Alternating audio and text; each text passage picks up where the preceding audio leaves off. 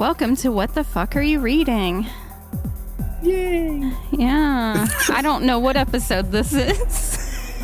I have no clue. Maybe 5. Who knows? I'm Lisa. Done a lot now. And we've got Silas. Hello. And Matt. Hello. I am here. Yeah. It's just the 3 of us tonight. Everybody else bailed. We were supposed to have a group read, but they decided to say fuck us. Yeah. Yeah, so you guys will get some talk about Poppy Z. Bright's Exquisite Corpse next episode, hopefully. Yeah. Yeah, maybe James will have time to read it between now and then, too. Yeah, that'd be cool. Mm-hmm. Yep, so I guess we'll just go around and talk about a couple of books, since we don't have our group read. I will let one of you guys start, because I don't even know what I'm going to talk about yet. Do you want to go, Matt? You got anything off the cuff? I do have a short list I can start. Okay. As I was listening to the group read, I was going back and forth between audiobooks. Uh-huh. And the one I read, or listened to, I should say, was a book from a Jon alum on this show, because he was like, that book's really sick, and I went to look for it and it was not there. So I was like, okay, let me step here. And I found I Wished by Dennis Cooper. Okay. Ooh, very cool. It's a very short read. It's like, I think altogether like 2 hours. Oh, wow. Yeah. That is short. And it's hard to really put a finger on what this book's actually about. Like, it's it's definitely a fictional book, but at the same time, it feels very autobiographical at times too. Like about like his like love of another man and stuff like that. But it also like takes these very dark turns where he's like comparing his own mentality to like John Wayne Gacy and all kinds of crazy shit. Yeah. Yeah, he does that a lot. I've noticed he does a lot of the kind of mixing almost an autobiographical air into his fiction, and it's all very like dark, gay, psychosexual kind of stuff. Yeah. Which is, I think, why, even though he's not necessarily from the exact same scene, it makes sense that early on in his career, he had a lot of early comparisons to some of the like middle career Sotos stuff. Yeah. Yeah. And you can definitely see stuff like that in the book. From what I heard about stuff like the sluts, though, it's a little more tame than that. It's just, it does feel like the ramblings of someone who's just kind of on the edge of their own sanity. Yeah, very much. And it makes it a very uncomfortable listen. Like, there's a lot of things that get repeated over and over again. And you're just like... Oh, and this was an audiobook, yeah?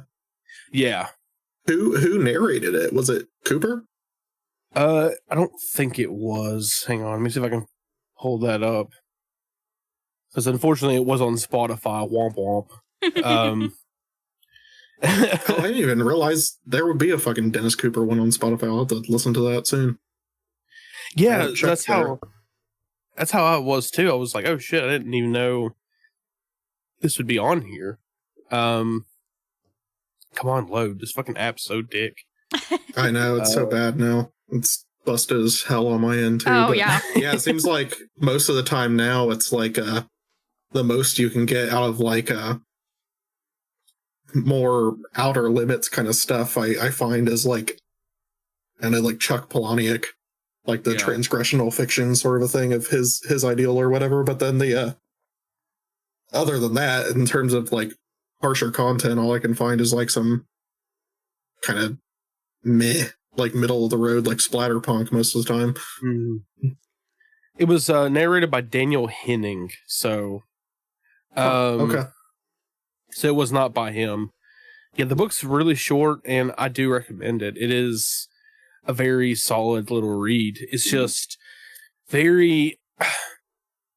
I was not like prepared for what it was actually going to be. Yeah. I expected more a straightforward like narrative, and you're just not going to get that from this book. Like, there's not really a narrative. It's just ramblings in a sense, but it's also very entertaining.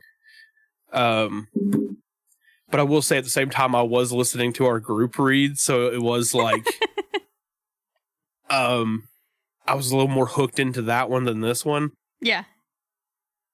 And God, I wish everyone was here so we could talk about that book because it's so fucking crazy. I know. Yeah.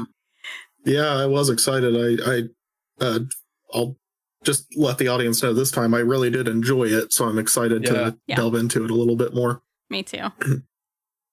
And also, like, I'll go ahead and throw this out here too for listeners too. There's if you don't want to support Spotify or fucking Audible, there is an app I came across called Everand that is very much like Audible. You can get like your 3 audiobooks a month type of thing, and it's $16 a month, something like that. It's not like terrible. Okay. And yeah, I'm definitely going to be using them going forward when it comes to a lot of shit, because they have a pretty crazy catalog, including some authors that I will, throughout our ongoing series, will be going into, because the shit's good. I'll have to jump on that too, because I was trying to look for good audiobook sources here lately, because separate from the support issues, I'm just kind of tired of dealing with what's out there on the main ones I've got access to. But the only reason I hadn't jumped on anything else was because I couldn't find anything that had like a decent library of stuff I actually wanted to read. So yeah, I'll have to comb through that one. Yeah, Everand also has like Kindle style books too, so you don't have to listen to them. You can just use your phone to go through like ebooks, and they have like a bunch of stuff by like Aaron Beauregard on the ebook section. Hell yeah, and all kinds of shit. But the book that I was wanting to potentially get to, but I didn't have the time, was going to be The Black Farm by Elias Witherow. Oh, and it's there is a dramatization version on Everand, so it has like sound effects and music. Yes. And I was like, that's cool. Yeah, as soon as I get my free books, I guess, for the month, which will be after my trial period, I'm definitely going to be picking that up. Yeah, because it says it's $14.95 a month, and you get like 3 books a month. Where on Audible, I pay $14.95 and I get 1 book a month. Exactly. Yeah. Yeah, and I've been like buying them individually on like the Apple Book app, just on my iPhone, and like I keep running into instances where like some books are dirt cheap, and then some of them are like weirdly expensive for their age. So yeah.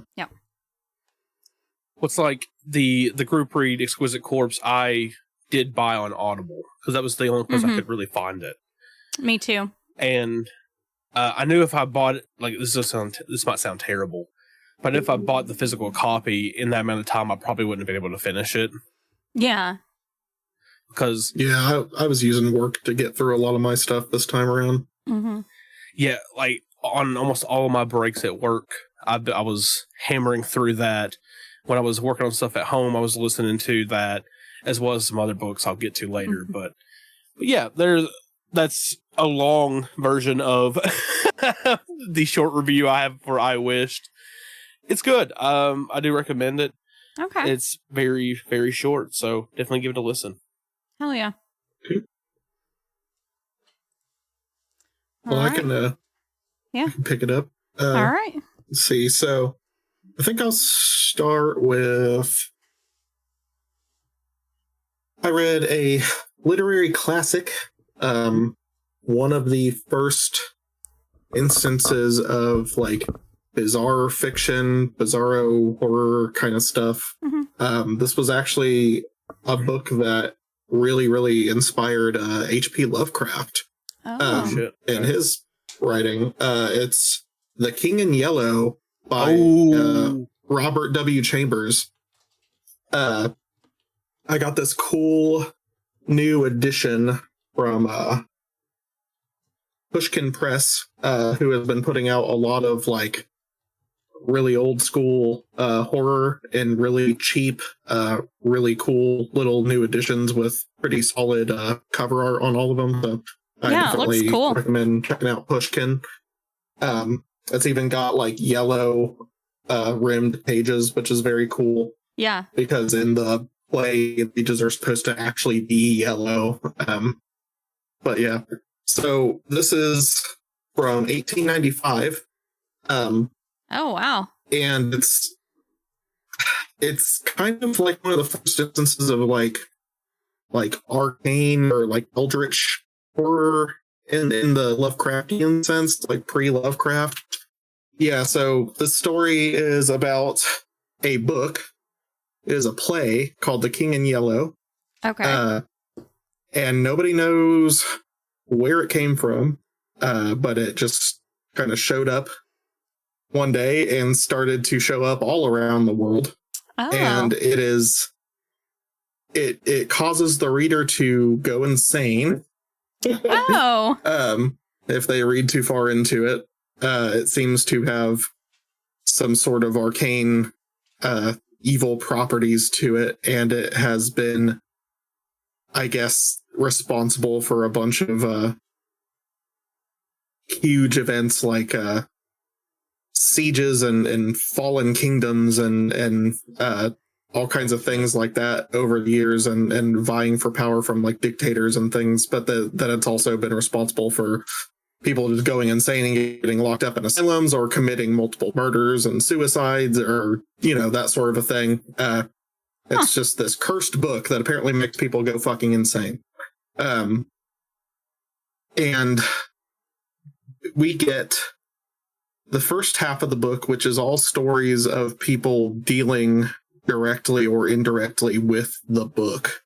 Oh, okay. And then the second half of the book are all realist fiction stories where the book is nowhere to be seen and not mentioned again. Oh. And I think what's kind of cool about it is that it seems to have kind of a dual narrative meaning, whereas in the literal sense, the more realist, grounded fiction stories at the end, which are still about how flimsy like mental health and sanity and human relationships and all these other things are, especially it was kind of talking about like the Bohemian era specifically, and like Bohemian lifestyles and the way it like impacted like culture and human relationships and expectations and social standings at the time and things. But it also it seems to maybe have kind of a place within the narrative, as in like the book itself seems to just be able to will itself out of existence and as if it never existed and not be in the public eye when it doesn't want to be. Okay. So I like to think that was also part of it, is that you get these four like surreal, bizarre horror stories related to the book, and then the book just fucks off and it's gone. And it's as if it was never there to begin with, because it's like that sort of an object that has this like anomalous property to it that can just like come and go as it pleases and impact people as it pleases and then disappear like nothing happened. But yeah, it was very interesting. The first story had a character who had already been put in an asylum earlier in his life, and then he is friends with this really eccentric old man who everybody thinks is insane, and the old man is trying to essentially create a group of people who worship the King in Yellow from this play as kind of like a focus group to influence society, and he claims to have people from the highest echelons of all fields interested, all the way down to like the dregs of society who have also experienced the play and are interested in being a part of this collective group. And he wants this guy to help him head it. And if he mentions it to anybody, they act like he's insane because he has been to an asylum before. And they're also convinced that this old man is a fucking kook. He's like demented. He's gone like well past his depth and has been for a long time. That sort of a thing. So it eventually, almost like a Poe story. It kind of ends in this like maddening sequence of events where all the people who do get together before they can even start this wider group, they end up killing each other because they go mad. Like they go mad with paranoia for one another and distrust. And I thought that one was really good. It reminded me a lot of a Poe story. There are a lot of like really interesting like surrealist imagery things in this that I thought were especially like titillating for the time as far as like descriptive ideas go with imagery that is like both it's enough for you to fully visualize what's being talked about, but it also has this like dream-like kind of cadence to it where everything feels so floaty and ethereal and not like it's locked into reality. Yeah. And it's almost like the entire book, or the first half of it, is operating on a sort of like nightmare logic as you are dealing with like the flighty mental states of the protagonists as they slowly descend into the insanity that the book is enveloping them in. Okay. And I thought that the writing and the prose in that sense was really, really cool. I will be honest, even though I love what it was trying to do, I think that the last half of the book is very much a slog compared to the first half, just because I don't think it has as much staying power in the contemporary era as it probably did when it first came out and made waves for doing that as a literary convention. I think what everybody's there for are the spooky stories, right? Like, that's what I was there for. I didn't know that half of the book, it just disappears and it's not there anymore. And these are like bohemian romances and like one kind of like war fiction revolution story, and that's about it. Like it's just a completely different cuppa, and they're well written stories. They're not disinteresting, but if you're trying to read a bizarro horror eldritch book, then it's just not the same deal. They're just period pieces. But that being said, this was still very cool. Yeah. It does sound like, in a way, it's kind of a book. Again, I still need to read this, but it seems like a book that kind of like fucks with the reader too. That kind of like House of Leaves does.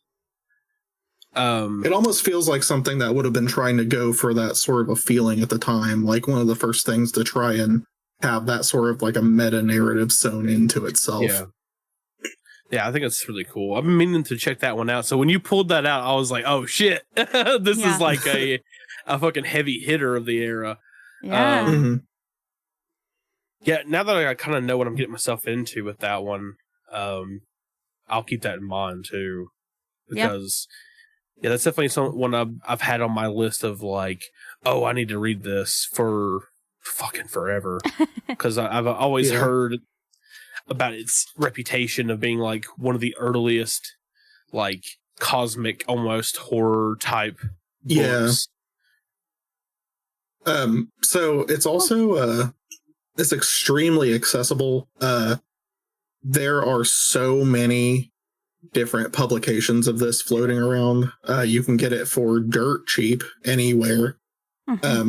You do not have to get the new Pushkin Press one, even though that one is a budget copy. It's pretty it's inexpensive. It was like $12 and change or something. But there are older editions you can get for even cheaper on like eBay or any used bookstore website. You can also find endless audio books for it from like public domain level, like we just wanted to do it quality, all the way up to like very official publishing house outlet quality.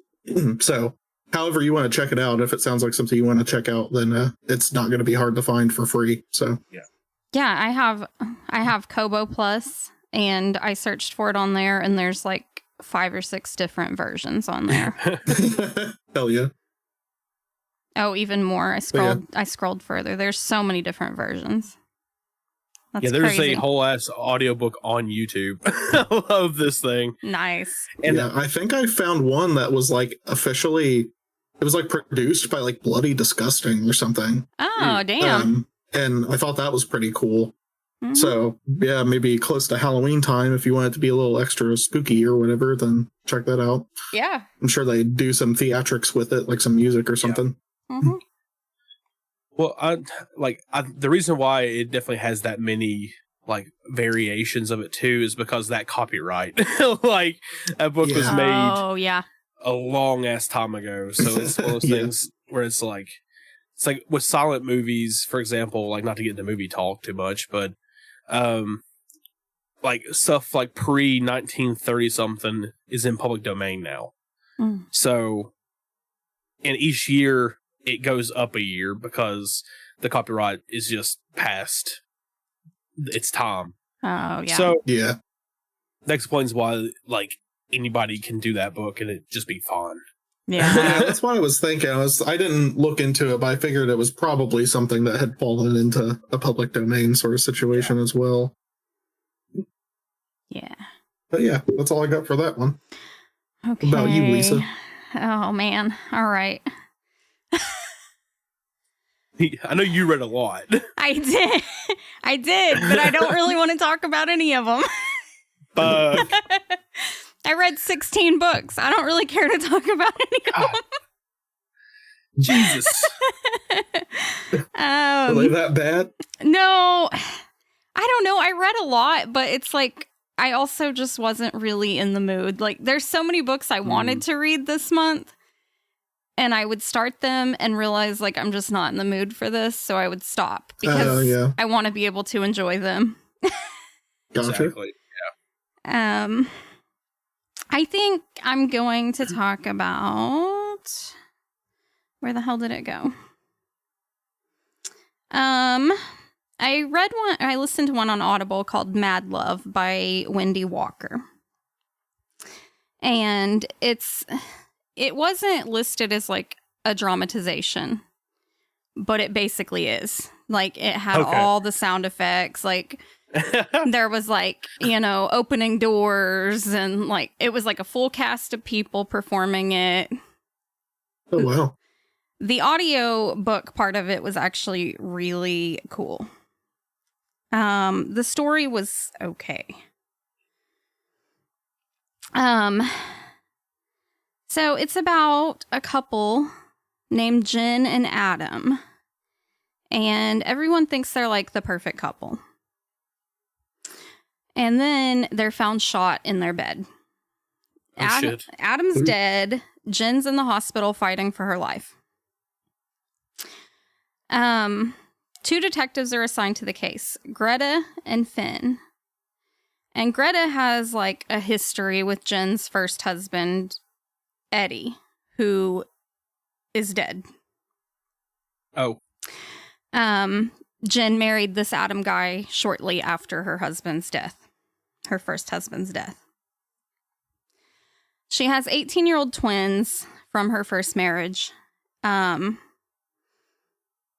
The boy, Daniel, is missing, along with Adam's gun.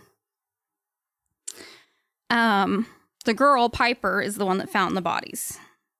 So, of course, everybody thinks that the kids did it. And the detective... Yeah. And the detective, Greta, she has a history with the family. And so she's, like, determined to protect the twins. She's like, no, they didn't do it. And there's lots of other people involved. There's an aunt that lives, like, right next door that, is keeping secrets. Everybody's keeping secrets, of course. There is a local attorney who was friends with Jen, and Jen left her a letter a day or two before the shooting started, or before the shooting happened. And she's the only one that can kind of piece together what happened, I guess. And it is one of those that it took me, like, I don't think I ever actually figured out who did it until they revealed who it was. So that was kind of cool. But yeah, like I said, the audiobook narration itself was the best part of the book. Okay. Do you think that carried it enough where, like, if you had just read it, it wouldn't have been nearly as compelling? Probably, yeah. Okay. One of those sorts of things. I think so. Yeah, it's so. always interesting how that can be, right? Because I've noticed some things where it's like I'll listen to an audiobook and I'll really enjoy it and then think to myself, like, I can't imagine just sitting down to read this one in particular. Yeah. Because there was something about, like, the narrator they chose, or like if it had a full production that made it like such an experience. I don't know. Yeah. And honestly, I don't think there's even like an option to just read it. I think it's only audiobook because it's one of those only from Audible things, like an Audible exclusive. Gotcha. Yeah. So that's probably for the best. That's interesting. Yeah. But yeah, that's all I really want to say about that one, I think. So I guess we're back to you, Matt. Trying to decide what I want to do next, because like there's one I kind of want to do off the cuff that I didn't have on my list, but at the same time, it's almost one that I want to do as a group read if you all ever wanted to do it. I'll throw it out there. There's only 3 of us, so I mean, even if you talk about it now, I'm sure Lisa and I probably wouldn't mind rereading it or whatever. Letting it be a surprise for everybody else. Yeah. Yeah, if we ever do this for a group read, oh my god, I will be so stoked, because it is one of my favorite. I mean, it's hard to even call it a book because it is a creepypasta story. It was made on the internet and then later got published as a book. Okay. But that is, was it Dathan Auerbach's Pen Pal? Okay, yeah. I took that down when you talked about it one time, I think off the air. I took notes on it. Yeah. Oh my god. I started an audiobook by him, which I do want to talk about a little bit, but I haven't gotten too far into it. I started it like this week. That one's called Bad Man, which I'll get into that a little bit later, maybe. I'll compile the 2 I'm listening to right now together, but... Okay.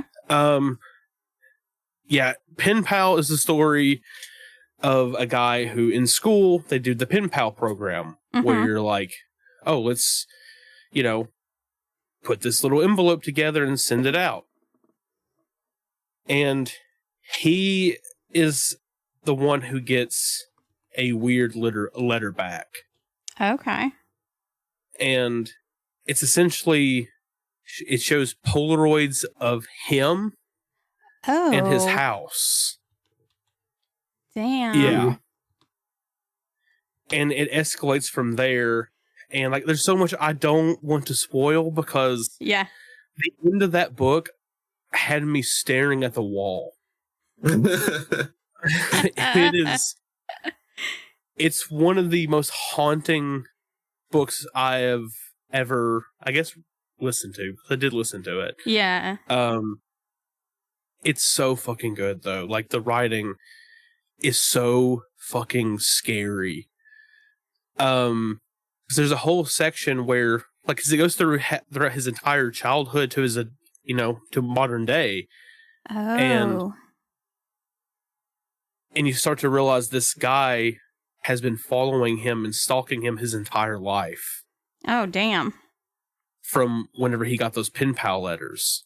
It is scary fucking shit. There's a whole segment where him and his friend decide to go on this like riverbank type thing, and they go to this house because it's like a neighbor's cat or something like that runs inside of it, and they go inside to look for the cat, and as they're in there, they start hearing like meowing and stuff like that, but they're like, oh, that's not a cat, that's a person making those noises. Oh. Yeah, it is. Yeah, that's just a little bit of what Pen Pal has. It is regarded as the best creepypasta story ever. Yeah. And there's a fucking reason. It is. I listened to it when I was working at Walmart, and I swear to God, I was like, "Oh my God!" Like by the end of it, I was just like, "I don't know what to do with myself." Yeah. I was just slogging through work, just like staring at the floor, just being like, "Oh my God, this is horrific." It's Hell so yeah. fucking good. Yeah, I can't wait. We should definitely do a group read We of it. should, yeah. Yeah. Yeah, because I used to read a lot of like smutty books. Mm-hmm. And I was in this Facebook group for those kinds of books. And there's one called Pen Pal. Yeah. And everybody would like be getting the wrong one. They would be getting the one you're talking about instead. And they would be like, what the fuck? This is not what I expected. That's funny. Yeah.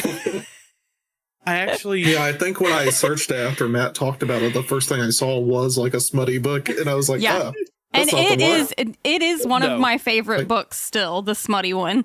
It is so fucking good. Hell yeah. I actually thought about reading one of these smuttier books because of its fucked up like reputation. Yeah.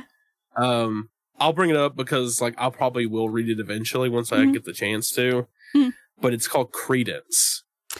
See, I haven't read that. I haven't read that one yet because I think there's like incest or something going on, and I was like, it's got like I'm problematic themes. not really into that. Yeah. See, for me, it's not reading it to be like, oh, that's hot. It's to be like, that's fucked up. Yeah. Like, Yeah. Because like I heard Papa Meat talk about that one, and I was like, oh my God, this book's so fucked. Yeah. What the fuck? I have read some of that lady's other books though, and they're all pretty fucked up. Jesus Christ. Yeah. If I'm not mistaken, it's like two brothers are like, it starts like as like they're like raping this girl. Yeah, something like that. Yeah. And then, Oh, and then maybe the whole it's thing was like, is it a father and a son? Is that what it is? oh, it may be, yeah. Yeah, it's like super fucking gross for them from what I've heard. Like it's just like, it's bad It's whenever like that, Sorry, go ahead. No, I was just gonna say it was bad when I looked it up on this app I've been using. And like there was an insane amount of like fucking like trigger warnings on it. Yeah. Yeah. To the level of something like Exquisite Corpse had on there. And I was like, Yeah. God damn. Fuck. It's like that I can't remember her name off the top of my head. I sent her to you. Audrey Lisa, way Rush. back. Yeah. Yeah. She writes like they're essentially like romance splatterpunk novels. It's like they're all like extremely fucked situations, like serial killer, cannibalism shit kind of stuff, and like women that want to be eaten. Books. Yeah, like women want to be eaten by the man. Yeah. No, I need to talk about some of hers because I actually ordered a bunch of hers when I first started saying I was going to do this reading podcast. And I actually had her sign them, and I had her write to Lisa from What the Fuck Are You Reading? So I definitely need to talk about some of her books. Yeah. I've been curious ever since. Yeah. That Skins one, that's really good.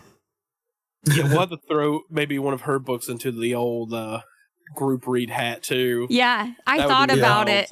Yeah. Yeah, I thought about it. I thought about getting everybody like copies, but I don't think she has audiobooks for a lot of them. Okay.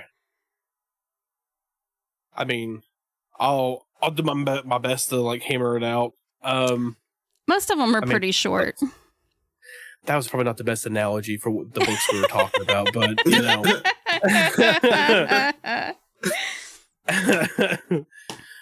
But yeah, Pen Pal, like it's been narrated so many times by so many people. Yeah. I listened to the Creepcast version, which has their like back and forth on it too. But at a certain point, it became less joking around and more of them being like, oh my god, we're like, again, keep in mind, also Papa Meat's on this fucking show. Them both being like, I'm so fucking scared. I don't even want to like I don't even want to look at the door of my room type of shit. Oh my god. It was good. It's a great fucking story. Yeah. No, I'm excited for that one. I've been Me too. waiting on that. I'm excited to do it as a group thing. Yeah. Yeah, maybe we'll do that after Exquisite Corpse. Fuck yeah. That'd be cool. Mm-hmm. All right, well, should I move on to mine? Yeah. Ready. Let's see. Actually, part of the reason that I chose to read The King in Yellow for this go was because I had just seen a pop-up ad for another book that was directly correlated to it. Oh. And it is called A Game in Yellow by Hailey Piper. Okay. And this is, well, first off, I didn't realize going in, I figured it would be a bit girly pop oriented, but it is quite very much, I think it is very much a book for the girlies mainly. But I did get a lot of enjoyment out of it regardless. It is the story of a lesbian couple, and one of the women is really, really into like extreme edge play sort of stuff, and she pretty much cannot get off without there being like a literal sense of danger. And she's been like kind of working her partner down to the point where it's like the parameters keep getting looser and looser so that it's more potentially dangerous. Yeah. Because it's like how she gets her rush or whatever. And it gets to a point where it's starting to like really affect and break apart their relationship a bit, because it's just like nothing's ever enough. And so one night her partner decides like, I'm going to try and figure this out. I'm going to see if I can find an alternative for us. And so she goes out, and then she comes back and is like, I met someone who I think can help, and we're going to go see her. And the whole time they're going to meet this person, the other partner, the one with the crazy kinks, is just like, so what is it? Are we doing like, are we going to like a BDSM club or blah, blah, blah? Are we doing drugs, like psychedelics, or like, are we going to like, is this some sort of like weird black magic voodoo shaman thing? Like what's the deal? Like, and she's like, you'll figure it out when you get there. And so they go to this kind of like seedy kind of building with like a bunch of obvious like sex and drug play session stuff going on all the floors. They go down like a spooky stairway to like a lower level with a bouncer at the door. They have to like say who they're there to see and blah, blah, blah. And then they go down in there, and they meet this woman named Smoke, and she brandishes a copy of The King in Yellow. Oh. And the whole idea of the book is that because she knows that it makes people go fucking crazy, the idea is that you read it in very short, controlled doses and use it almost like a drug, because when you're on the precipice of all the dread that is induced in your psyche from reading it, if you stop suddenly, you get a huge euphoric rush of like survivor's euphoria. And then holy shit, she has like she nuts like crazy because of it. so she does that. She reads The King in Yellow a little bit controlled, just as much as Smoke says she's allowed to read, that sort of a thing. And then she it does it for her. But then of course, like anything else, it becomes not quite enough, and she wants to keep going further and further.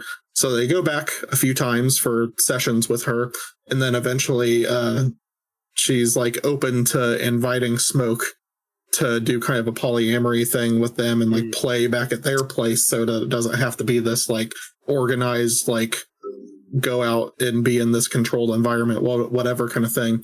So they do that, and it seems to be going well, but then at some point Smoke goes into the bathroom and her bag is unattended, and the other woman goes to the kitchen, and so little Miss Psycho Kink is like, I think I'm just gonna sneak a peek at that book. She finds that the old copy of it has a couple loose pages. And she hears Smoke finishing up in the bathroom, washing her hands, about to come out, and she's like, oh shit. And she takes those 2 pages and stuffs them like in her pocket or whatever, and puts the book back. And doesn't get caught.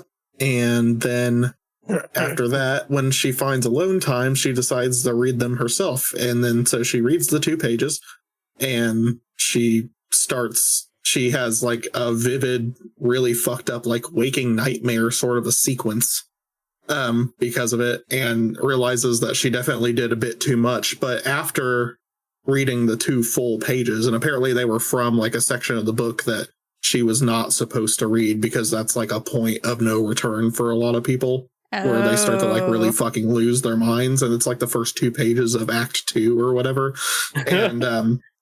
And so she reads the full 2 pages, and after that, it's essentially like someone who permafried themselves on like psychedelics or something, because she is having lasting effects now, where she is having like moments of like non-reality during her waking life. Like everything is starting to have like a yellow tinge to it. Like everything's becoming yellow. And she keeps having these moments where it's like she loses all of her faculties and her filters and just says like really dark, like off the cuff, like primal type, like fuck you to your face kind of shit to people she doesn't like. And it's like ruining her work life, because she like just gives it to these like preppy, annoying girls at her office for like no reason other than like thinking she's got this like crazy, like wider knowledge of reality now, and she's like, them and their silly little ways, like they don't understand the reality of blah blah blah, if you could live outside your bounds, and so she just like spews some psycho shit at him, right? Yeah. And breaks them down, and it's all over them being like, do you think this guy's hot? And showing her like a picture of a celebrity or something, and she just freaks the fuck out on him. And so it's causing tension at work, and her boss gets on her for it and all this stuff. And then eventually it gets to the point where she even goes ham on her boss. And so she's definitely like going to get fired soon. Oh. I bet I know why my computer was acting weird. It's because I forgot to plug in the charger. But we're good now. But yeah, I'm just going to tell everybody, if you want to read this, which I do think it was actually pretty good, if you like kind of like almost a Clive Barker-esque sort of thing, but with like a sapphic focus. I would say read this. So if you don't want to spoil it, maybe skip ahead maybe like 10 minutes or so here, and then clock yourself back or whatever. So she gets to a point where she has this friend from work who decides to like kind of get close to her, and the boss wants her to like be her ride to some work function as a way of like kind of making up for her weird blow up on them and getting closer and like fixing things in the office, because it's really tense and weird because of how she's been acting, right? And so she's like, okay, fine, whatever. And so they have like an office pizza party thing, but there's like alcohol, and the girl gets kind of wasted, so she's in charge of taking her back to her apartment. It's really close by, and they can walk there. So they go to her apartment, and she goes into her apartment, and this girl starts spouting off all this weird arcane knowledge, like she's from the fucking world of the play.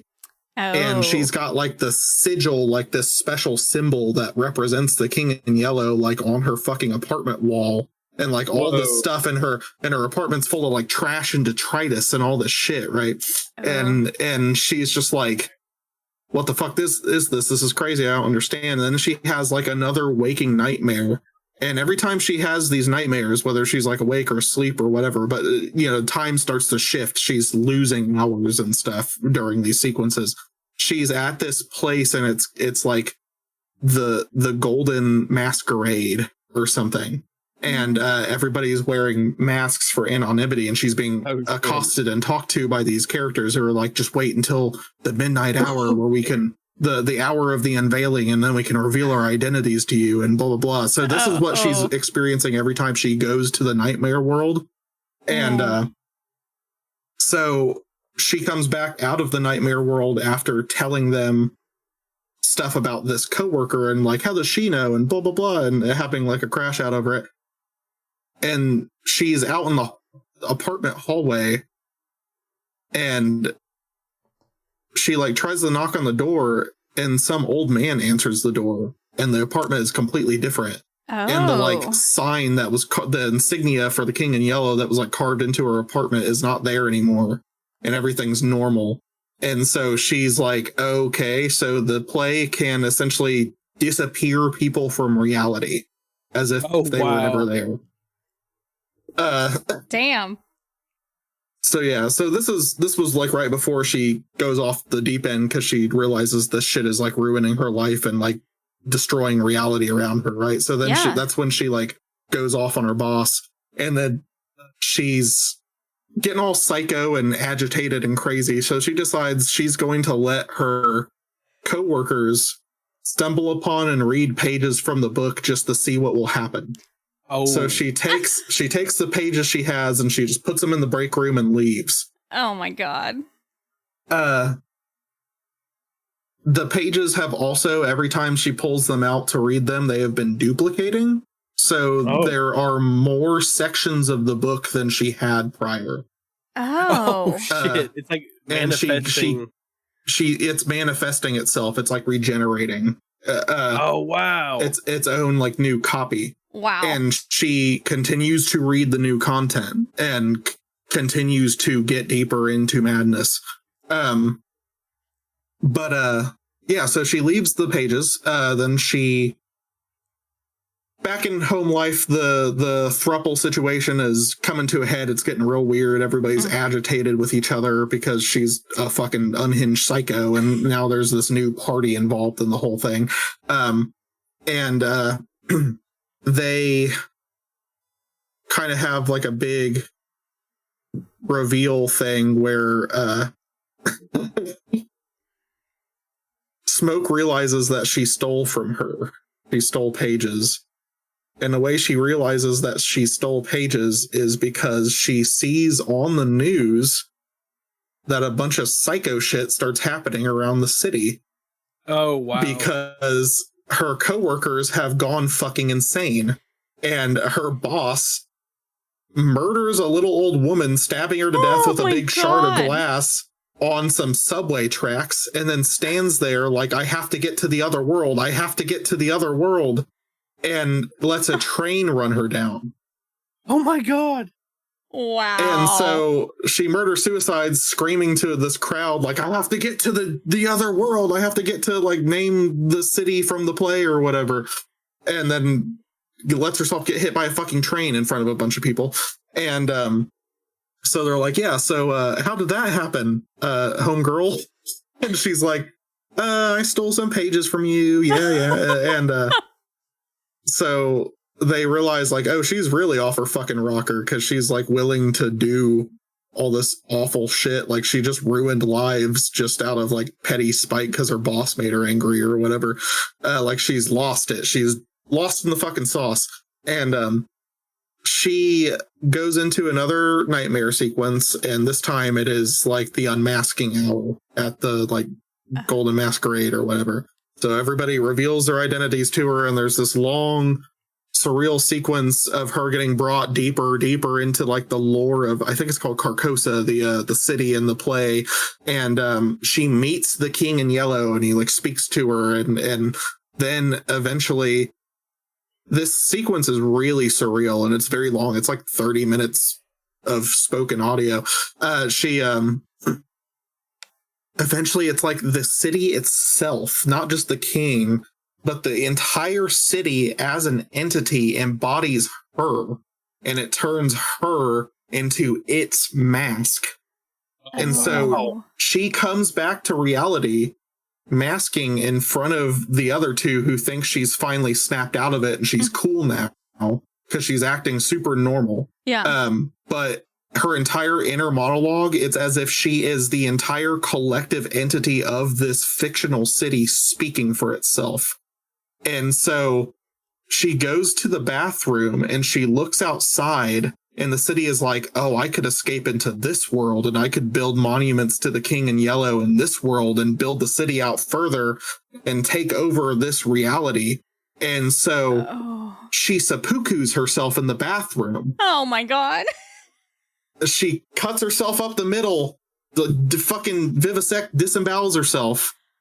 Wow. And the other two catch wind of something going on. They're like, yo, are you okay in there? What's going on? And then they get in there and they see her like disemboweled in the fucking bathroom. And then she like smiles and then like falls to the ground dead.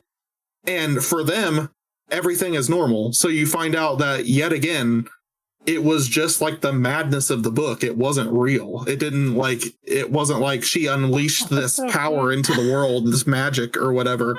It just convinced her to kill herself. Holy wow. Shit. Yeah. That sounds That's really so cool. clever. Yeah. Yeah. And I will say, I think that the way, after just reading the original book right before this, I think the way that it handled the source material and weaving it into this narrative was extremely well done. It was like it took all of the elements and the parameters that were established with the original material and built on them in a way that didn't feel like it was creating its own narrative, even though it technically could have done whatever it wanted since it's like a public domain story, but it didn't. It like stayed very true to it. Which I thought was very, very cool. And this was like it wasn't quite as like psychosexual and insane with the like whole like crazy ink BDSM aspect as something like Clive Barker would have written. But if you're a fan of Clive Barker, I feel like you would still get a lot out of this, because the King in Yellow book is essentially like a puzzle cube in this world. And it's like a tool that people use to reach some sort of like extreme otherworldly nirvana that they eventually monkey paw themselves into a hellish situation because of. But it's the same narrative device, right? But like it's not quite as like insane with like the psychosexual content, but it does have like it's a little more like vanilla, but it's got some like kink stuff in it, and it had some sequences I thought were pretty like hot under the collar. I was like, oh, well written. This is like actually pretty titillating, and it seemed like it was supposed to be. But then it would diverge into like this kind of surreal horror or this like nightmare that would pull you out of it, and I thought that was really neat. So, I'd honestly I'd recommend this one. This, as far as a lot of female written horror that I've found that's like current popular fiction, which it's hard sometimes to find stuff that isn't very, very obviously only written for a female audience. It's hard to find stuff that's like kind of a little more middle ground, accessible for just anybody to pick up.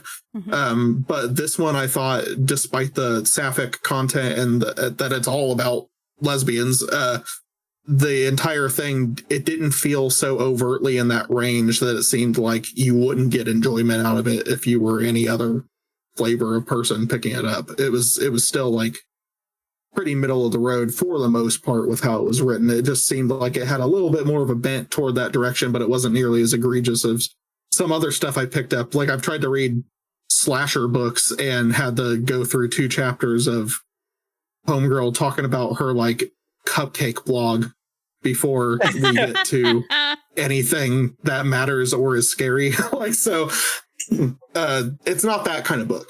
So if you can get past that, I think you'll have some fun with it. But I do think I recommend this one.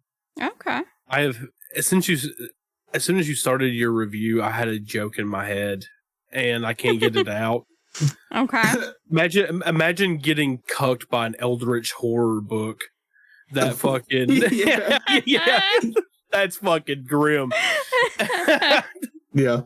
Which I will say, like, if I had any kind of critique, I think one of the things for me would be like, I see this a lot in stories that do kind of this like psychosexual narrative where the only thing that matters, the only main motivator to these characters is like getting their nut. So it's like they will go to the ends of the fucking earth and risk life and limb over getting their goddamn nut.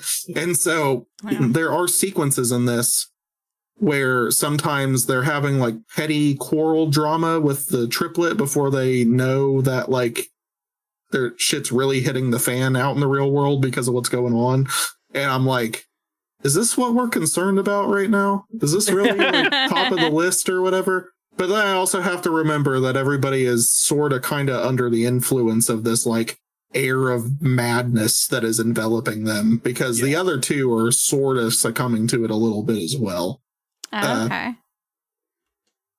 Yeah. What I'll add to that too, the lengths that people have went over the millions of years of humanity or whatever to just get a nut off is kind of crazy. So I would not be surprised if someone did go this fucking far. Yeah. Holy shit. Yeah, that's crazy. What was the, like, I know it's something to do with the King in Yellow. What was the full name of the book again? A Game in Yellow. Yeah, A Game in Yellow by Hailey Piper. Another thing I thought was interesting, because I looked up Hailey Piper to see what else she had written today after finishing this, because I actually just finished this one this morning. Okay. But I found that Hailey Piper is actually a trans author. Oh. And I thought that was interesting because I also found out after reading Exquisite Corpse that we were supposed to talk about today that Poppy Z. Bright transitioned from female to male later on in her career, or his career. So I thought that was interesting, but that was a total accident. I just picked this one because of having read The King in Yellow, but then there was kind of a weird correlation between like 3 things that I had read this month. So okay, it's fucking sick. Yeah, I wanted to check this out. That sounds fucking insane. Yeah, it does. Yeah, I love... Yeah, it's actually pretty solid, yeah. I wasn't sure what to expect. Yeah. I definitely did more for me than I thought it would. Yeah. Sorry, Matt. Oh, no, you're good. I mean, this is your pick. I am a sucker for stories that are like, as soon as you're introduced to a group of characters, it's doomed from the start. So... that sounds like something I would probably like. Yeah, I'm not gonna lie too. The setup for I don't want to say wrong, but I'm pretty sure the main girl's name was Piper. Her character and her living day to day kind of situation, and like just a lot of aspects of like her psychology and like her work-life balance and like the stuff going on with her. I found a lot of aspects of it before it got like off the fucking rails to be like very relatable and very accessible.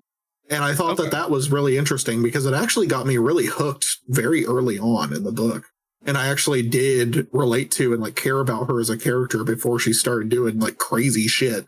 And I thought that introduction was very well written in that way. Oh yeah, because sometimes you just get dropped in the shit and it's like a Dennis Cooper story where everybody is a fucking psychopath. Yeah, and they want to fuck about it, and then you just gotta kind of go along with the roller coaster ride, right? But like this one kind of felt like it had some guardrails on at first. So okay, that is the thing with I Wished. I was like, you're immediately dropped into this like guy's like sexual like fantasy world. Essentially, it's not even all sexual. Like it's just this guy's fantasy world, and it's like, man, I was not prepared for any of this. Like, what the fuck? Just give me like 5 minutes to breathe here. Fuck. Yeah. I really want to do Risk sometime on here because the movie adaptation is on my wheel. But the book I really, really enjoyed. I actually read it for Alex Guro Works on Instagram. I read it for his short-lived little book club he did for a while, like a couple years ago. And that was something we read. And I really, really enjoyed it. I need to read more Dennis Cooper stuff. I have a couple other books, but I need to get through them still. Yeah. Okay.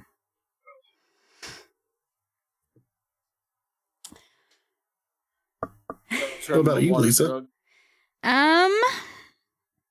Okay. I guess I'm going to talk about Under Her Care by Lucinda Berry.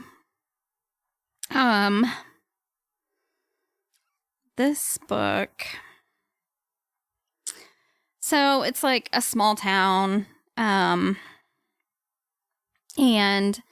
the mayor's wife turns up murdered under a railroad bridge. And there is a mom and her 14-year-old autistic son that found the body. Oh, man. The autistic boy is standing over the body. And they automatically, decide he did it. So the detectives in town call in a autism expert, Casey. And Casey meets with the mom, and she's, she has an autistic kid too. And this is like her field of expertise. So she's trying to get to the bottom of it while also, defending the boy, basically. You said autism expert. I thought you were going to say RFK. Sorry, go ahead. Oh, man. Brainworm expert. Yeah, that would be a whole different book.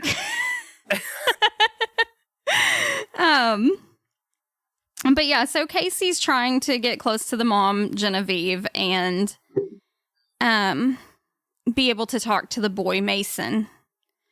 And the mom, doesn't really let the boy out of her sight.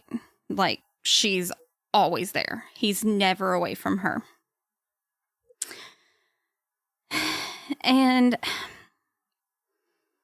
the more time she spends with the two of them, and then eventually she gets to speak to the boy on his own, because the mom starts to trust her, and she's like, oh, she has an autistic kid too. She knows what's going on. And so, like, the more time she spends with them, the more she thinks, like, something weird's going on here. And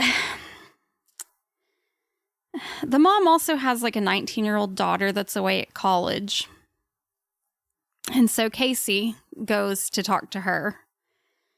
And the daughter starts telling her, just disturbing secrets about their family. Oh, boy. Yeah. And so she just keeps getting deeper and deeper into the story, and she's trying to convince the cops that, like, the boy did not do it. Mm-hmm. But they have their minds made up. He did it for sure. And yeah, I don't know. It's so hard because I hate spoiling anything. But the mom is really fucked up. And yeah, the more time she spends with them, the more she realizes this mom is fucked up. And she eventually proves that the boy did not do it. And it's just a lot of crazy shit happening with the mom. So, I don't know. I don't want to say too much more. It was a really good one. That sounds pretty cool, though. Yeah, it was a really good book. I like Lucinda Berry a lot. I would check that out. I've read, like, most of her books. This one was one of my favorites from her. It was very, very good. Oh, yeah. What was it called again? Under Her Care. Okay. Oh, yeah. Mm-hmm. Yeah, wrote that one down, too. Yeah, I think that's... I don't know. I was like, maybe I want to throw another book in there. Maybe not. I don't know. How many more do you guys have?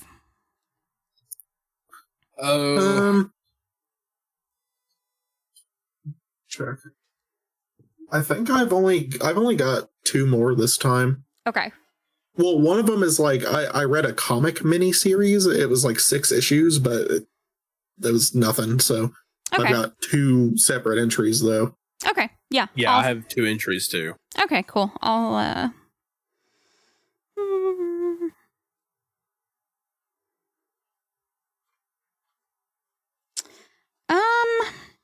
I will throw another book out there. I only gave 2 books 5 stars this month, and one was Under Her Care, and the other one was called The Dark of the Moon by Fiona Valpy. I like that title. Yeah, I had I feel had like I it know like that author name. I had it on my Kindle forever, and finally I was like, I just need to read this because I've had it forever. And I'm so glad I did. It's like this lady's now in her 90s, and she's coming to stay with the granddaughter of one of her friends from World War II. Okay. And the granddaughter and her husband have an autistic son.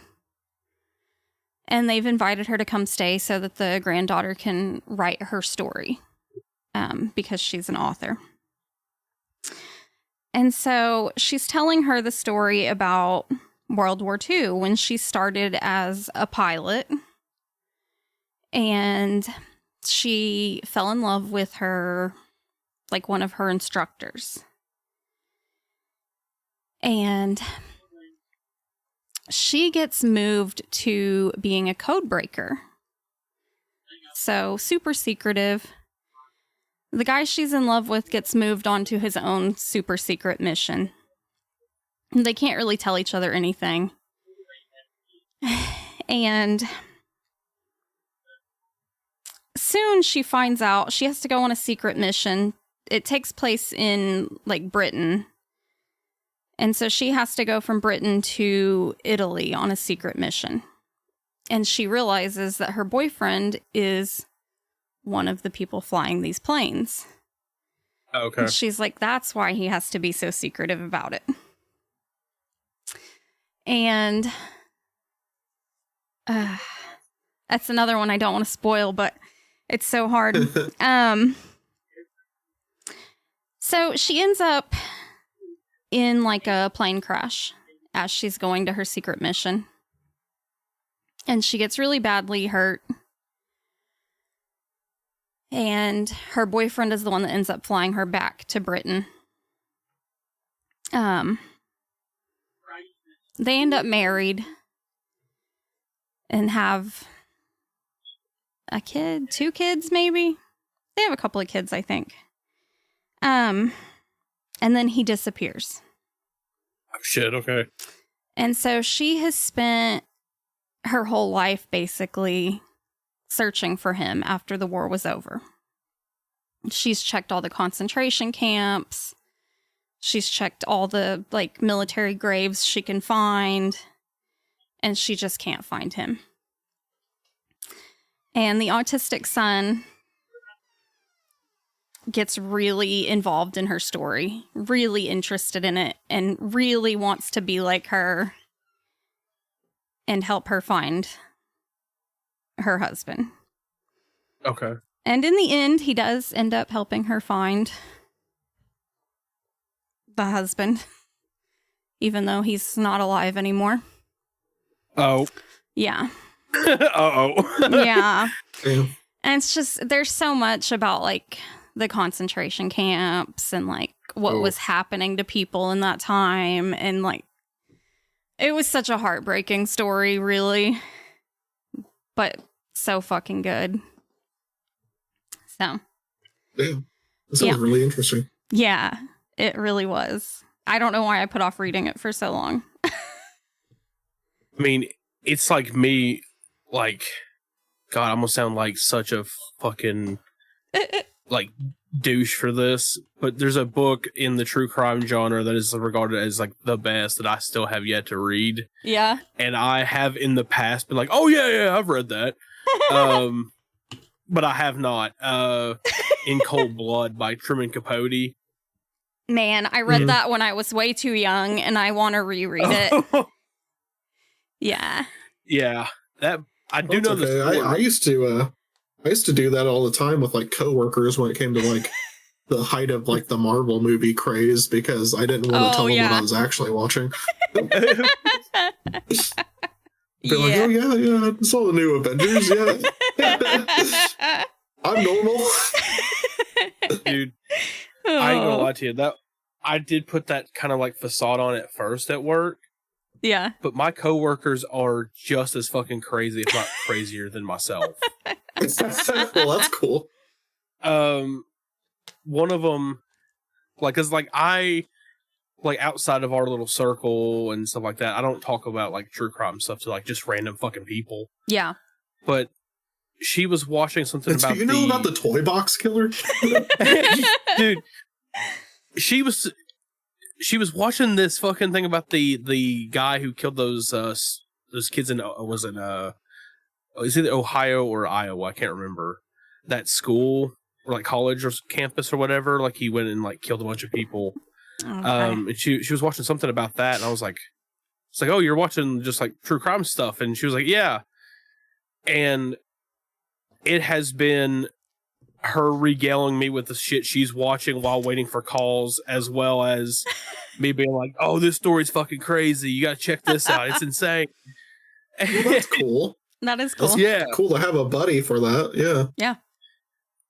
And dude, it's crazy. Like also like a lot of my coworkers like some insane shit too. Like one of them, he was talking to me about like horror movies and stuff. And he brought up he was like, yeah, I've been wanting to watch this movie called Ichi the Killer for a long time. And I was like, oh shit, okay. I was like, what you don't understand is you fell for my autistic trap. He's at the gate. Yeah, he fell for my autistic trap. You fell for my trap card. Pot of greed. Here you go. Yeah, I was like, yeah, that movie's fucking awesome. It's fucked up, but it's very good. So I still need to watch it. It's wild. It's so fucking good. Yeah, I love that movie so much. But yeah, like it's crazy. Well, I guess we're back to you, Matt. Speaking of trap cards, and buckle the fuck up, because I'm gonna try not to go too long on this. Okay. But you all know where this is going, because I've already talked to you all about this story. Oh my fucking god. I first came across this story because of the last podcast on the left. They did a 4-part series on this thing. Okay. And I was like, okay, this story is crazy. That even in their 4-part series, there's stuff they missed. Oh, wow. It is easily one of the most insane true crime stories ever. Okay. Like, when it comes to cults and stuff like that, it doesn't get more insane. It potentially destroying as this cult. But I have it right here actually. Okay. The Cult at the End of the World by David E. Kaplan and Andrew Marshall. And oh my fucking god, this book is so good. It is a complete like telling from beginning to end of the Japanese doomsday cult Aum Shinrikyo. Okay. And this fucking guy was insane and somehow literally could have caused world-changing ramifications if it went according to plan. Yeah. If it went according to plan. Yes. But that's what happens when you get a bunch of people together and start taking LSD and people fucked your plan up to a point where you get raided by the entire Japanese police force. But yeah, to give a brief fucking summary, Shoko Asahara started a yoga studio in Japan during the late 1970s and 1980s. Okay. And it slowly started to evolve into what Aum Shinrikyo would become. So he started kind of espousing his weird spiritual beliefs and stuff into it towards his people and stuff. Yeah. Yeah. He actually met the Dalai Lama. There are pictures of them together. Whoa. He went there and he said the Dalai Lama was you are the next thing close to Buddha. You have to use that to your advantage. And originally the cult was World War III's coming. It's going to destroy the world and we have to save everybody by bringing them into our group. And it started to change the more drugs that Shoko Asahara started to take. Yeah. And the more insane he became, to the point where it was here's the plan now. We have to destroy the entire world to save people's souls. And how are we going to do that? We have to start World War III. Of course. How are we going to do that? We're going to nuke a whole fucking country. God. And you would think, yeah, that's crazy. Of course, that you couldn't do that. The cult was comprised of some of the most brilliant minds in Japan. We're talking nuclear physicists. We're talking super high class scientists and doctors. That's crazy. Fell for his fucking ruse. Yes. Hell yeah. When they raided their compound at the very end, they were trying to build a fucking nuclear bomb. They had tested nuclear devices outside of Australia. Oh my god. God damn. They were going to do it if they could. And it's well, how are they going to get the bomb somewhere? After the fall of the Red Curtain in Russia, mm-hmm. He immediately swooped in like a fucking vulture and started to latch himself onto the public there, and was able to get people who were involved in their military to send them machine guns and all kinds of stuff to militarize themselves. And on top of that, a giant fucking attack helicopter that the police were like, how the fuck did this even get here without us knowing? Yeah, that's insane. But his plan to essentially start a lot of this stuff off with his belief and what he would pass on to his cult members, called Harumageddon, was to, was to do a full-on... Great fucking name for a project. Like a band or something. It really would. That'd be fucking sick. His plan was, okay, we have to attack Japan because they're going to come after us first. Kind of like some Jonestown's type shit. Yeah. And how they decided to do this was, of course, by attacking the Japanese subway system. Because it is the busiest subway system in the entire fucking world. Yeah. And on a Monday morning, I think it's March 20th, God, what was it? 95, 96. He got 10 of his cult members, 5 to do the deed and 5 to be getaway drivers. And they had bags full of sarin gas, which is a nerve agent that was constructed by the Nazis during World War II. Yeah. They would throw these packs onto the ground and stab them with sharpened umbrellas into the subways so it would cause as much damage as possible. Over 1,000 people were injured. Oh my god. It is labeled like it is the correlation. People say it is Japan's equivalent to 9/11. Yeah. Because to this day, their subway system doesn't have trash cans because they don't want people to hide shit. Yeah. So it has ramifications to this day. And well, Japan has a big problem. I think the workaround you see with a lot of people with like psychotic disorders or like dark tetrad kind of mentalities and stuff is like people get really creative with ways to do outward harm to others because they don't have as much access to like guns and knives and all this shit. So they always like try to do like crazy elaborate like copycat shit to like people who were successful in doing something bad.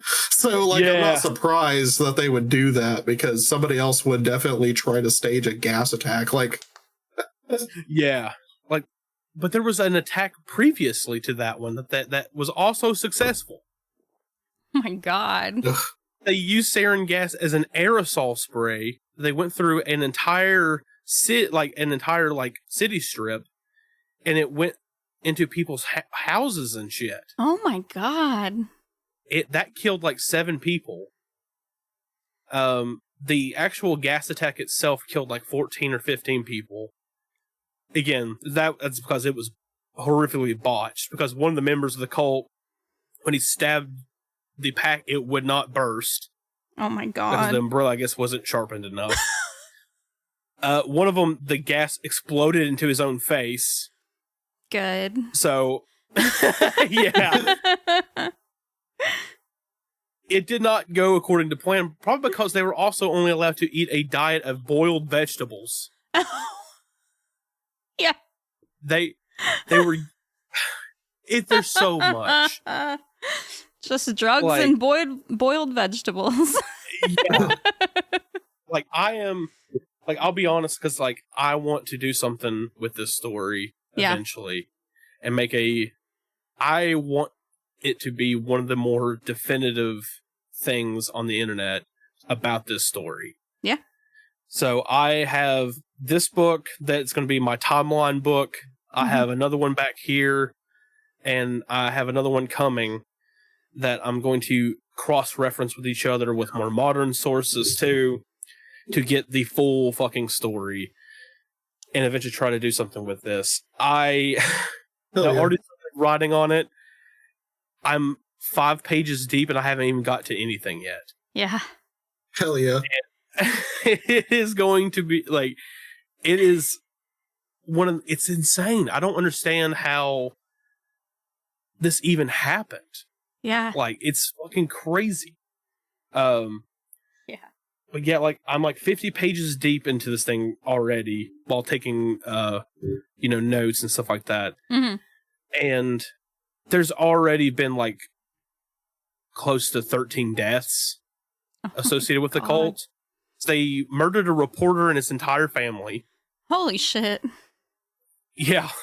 They killed at least 2 cult members at this time too, because they tried to leave the cult.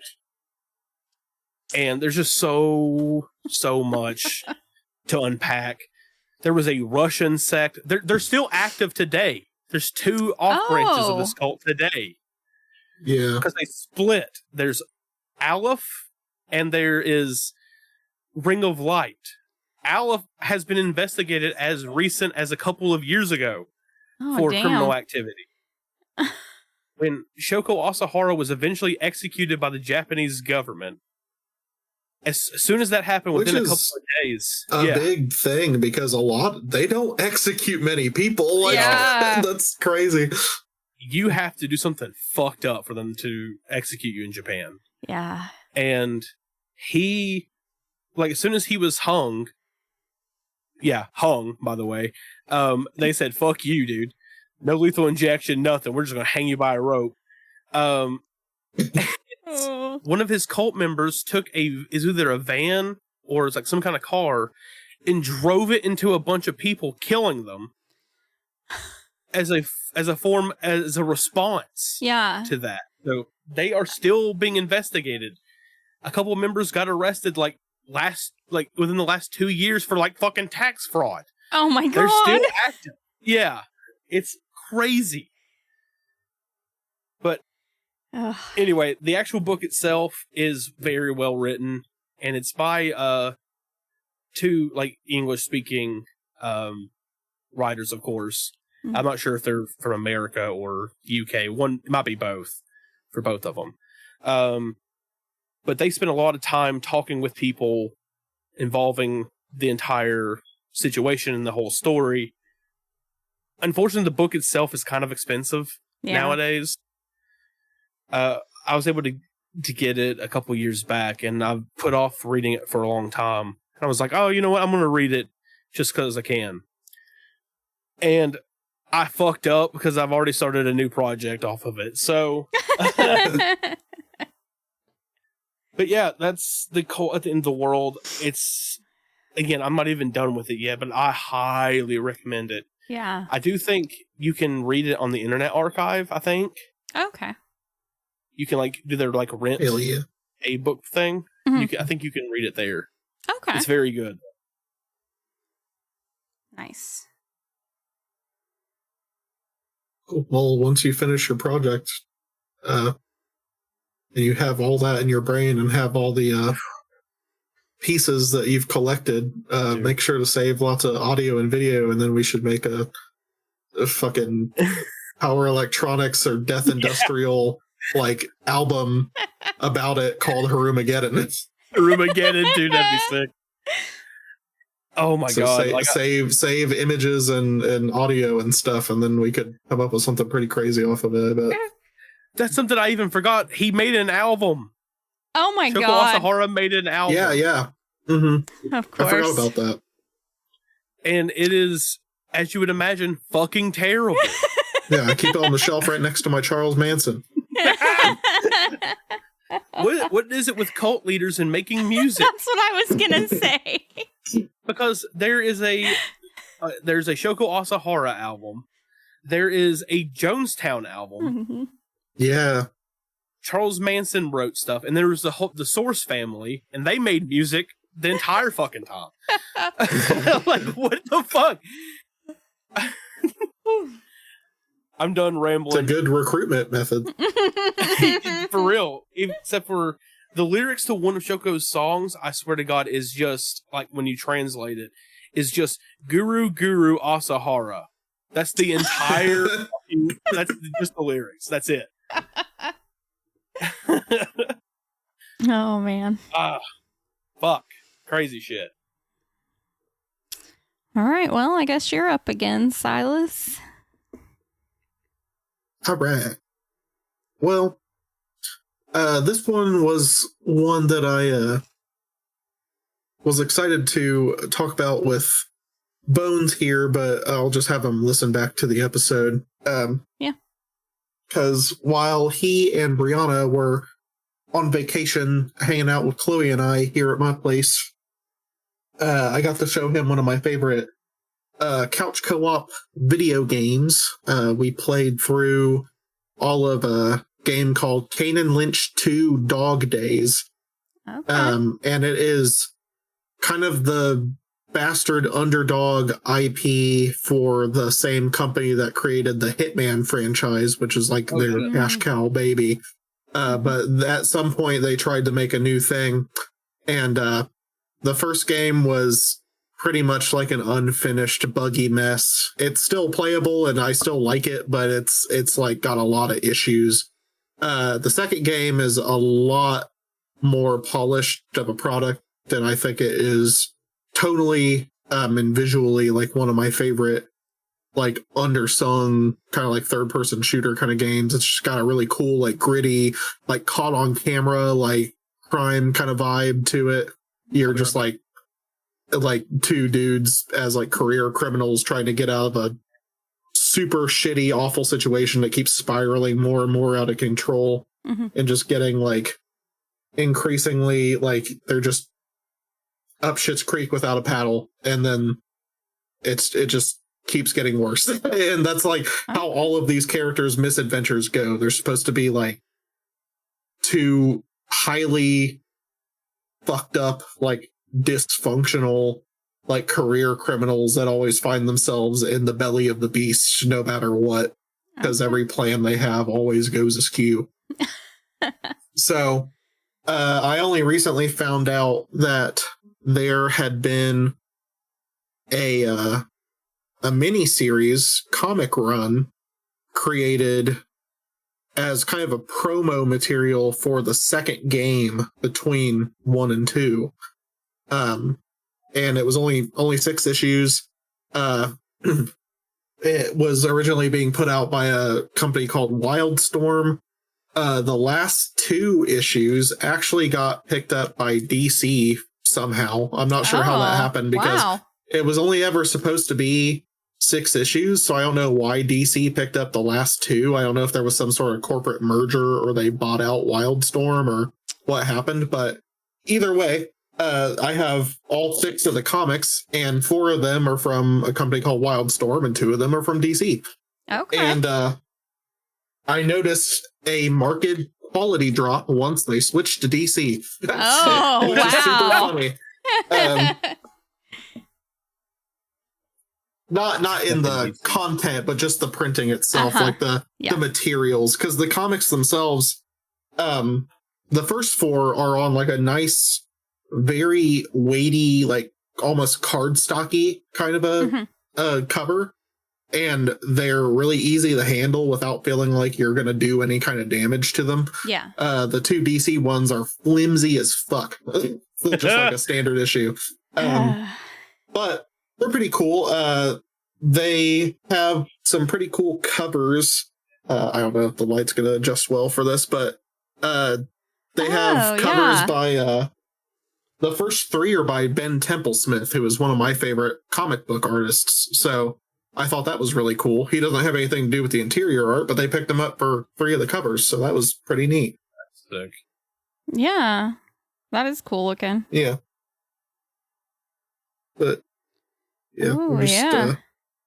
Two bad boy career criminals. It's the kind of thing where, like, if you like Michael Mann films, like Heat and shit, that has that kind of gritty, down in it, like heist movie on the street level, but still wearing suits and doing white collar crime shit kind of vibe, like lots of big shootouts and crazy set piece kind of shit.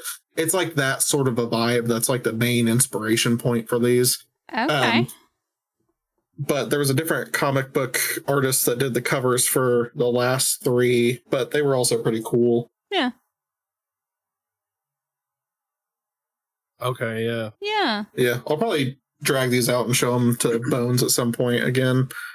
But oh yeah, that and one's their cool. whole thing is like they're always like they don't like each other. They're just kind of like they have to survive by working together, so they're like always at each other's throats and shit. Okay. But let me find my note page on this real quick. I was expecting the story to kind of bridge the gap a bit more between the events of the first and second game. This little mini story, the 6 issues, it just kind of takes place pretty much immediately after the end of the first video game. And then once it ends, they go their separate ways, and there's apparently some big time gap between that and Kane and Lynch 2. So you don't really know much of what happened between the events of, where the comics end and when the second game starts. It's just kind of like he's an old associate at this point, and so they need to work together again because Kane, the main guy who's more composed and put together and professional, he really desperately needs money. And Lynch is like, oh, come to Taiwan. That's where I'm stationed at now. And like I'm involved in this big deal. It's going to be easy as pie, cakewalk kind of stuff. And then you can have a big cut of it and leave. I'll get you back for all the times you saved my life. Like that kind of a thing. Okay. So that's what happens in the second game. And of course it immediately goes wrong. But this was pretty cool. It was, the artwork was pretty loose. It was almost Ben Templesmith-esque throughout, where it was like very sketchy and like not super.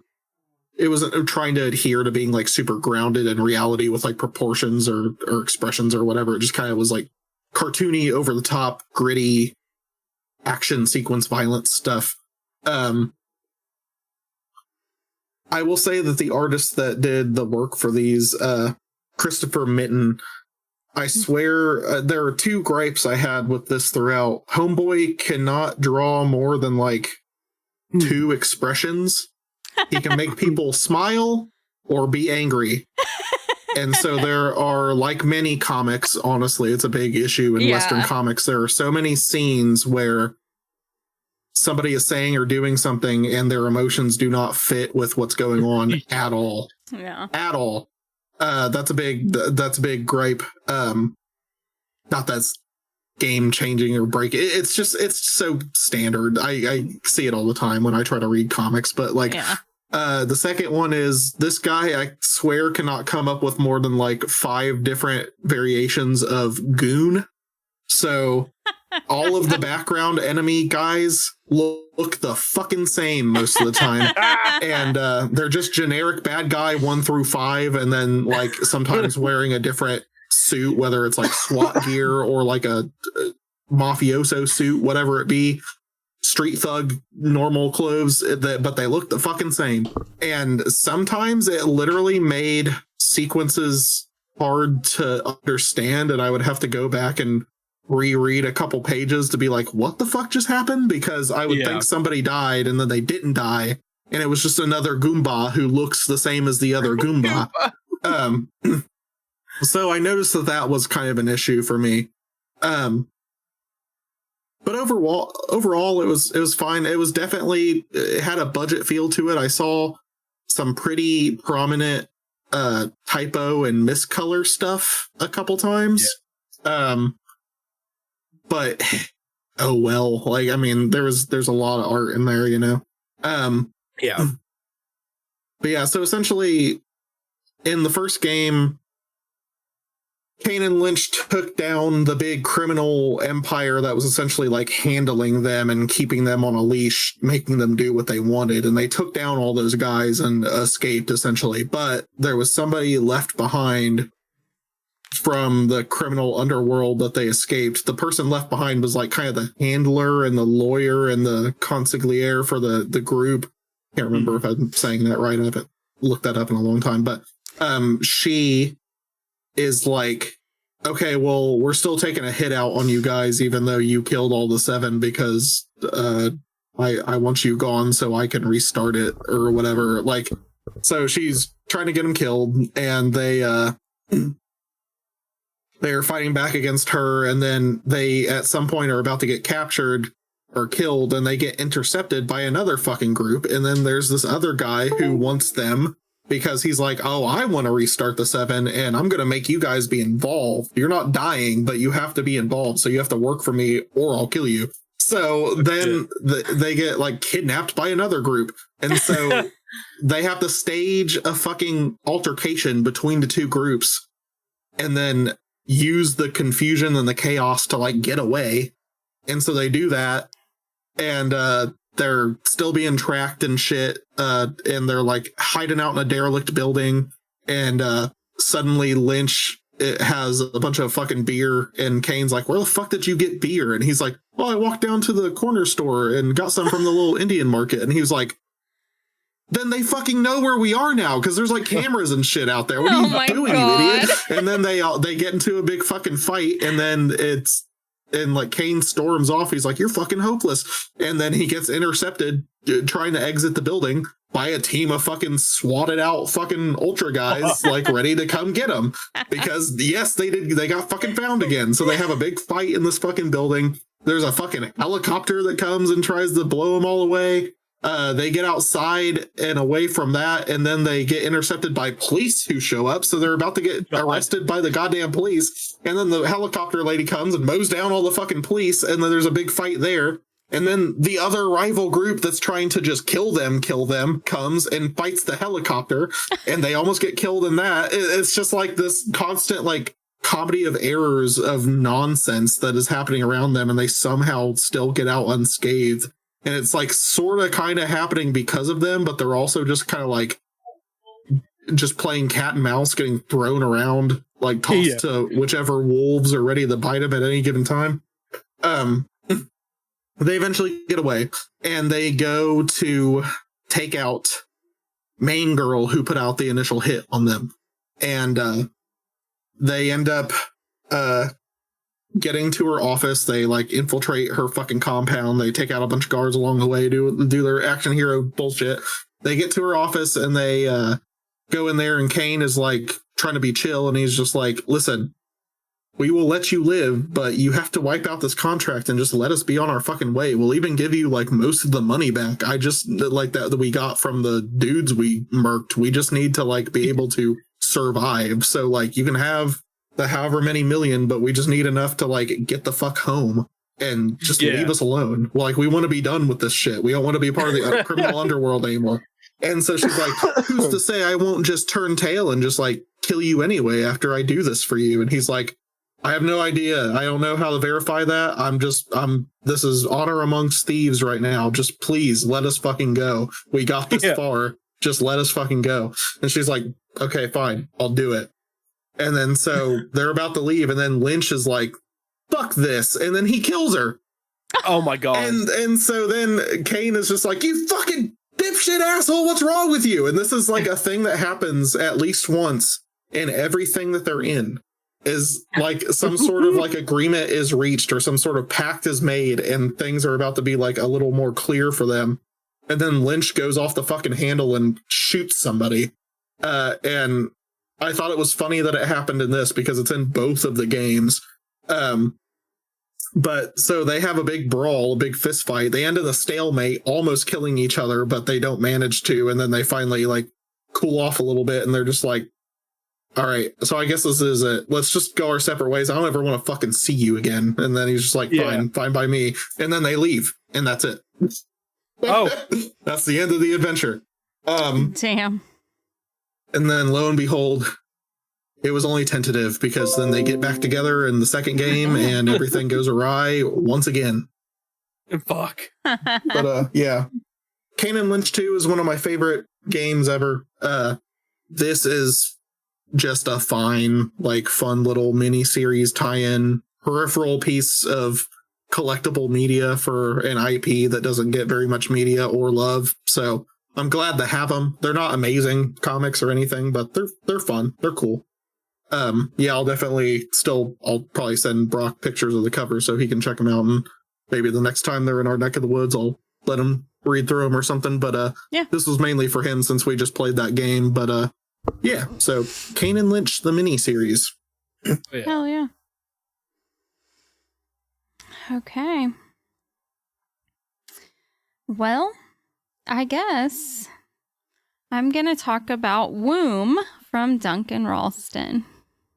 Ooh, I want to read that. Yeah. Yeah, it's been on my list forever to read. And you and Brianna have talked about where the monsters live. Yeah, and I didn't make the connection until the last time we talked about it that it was the same person. Yeah, I know. I didn't realize it was the same person. And yeah, I think Brianna said it was the same person. And I was like, oh, is it? Yeah. Man. And this is another one. I don't want to spoil anything, and it's so hard to not spoil things. Yeah.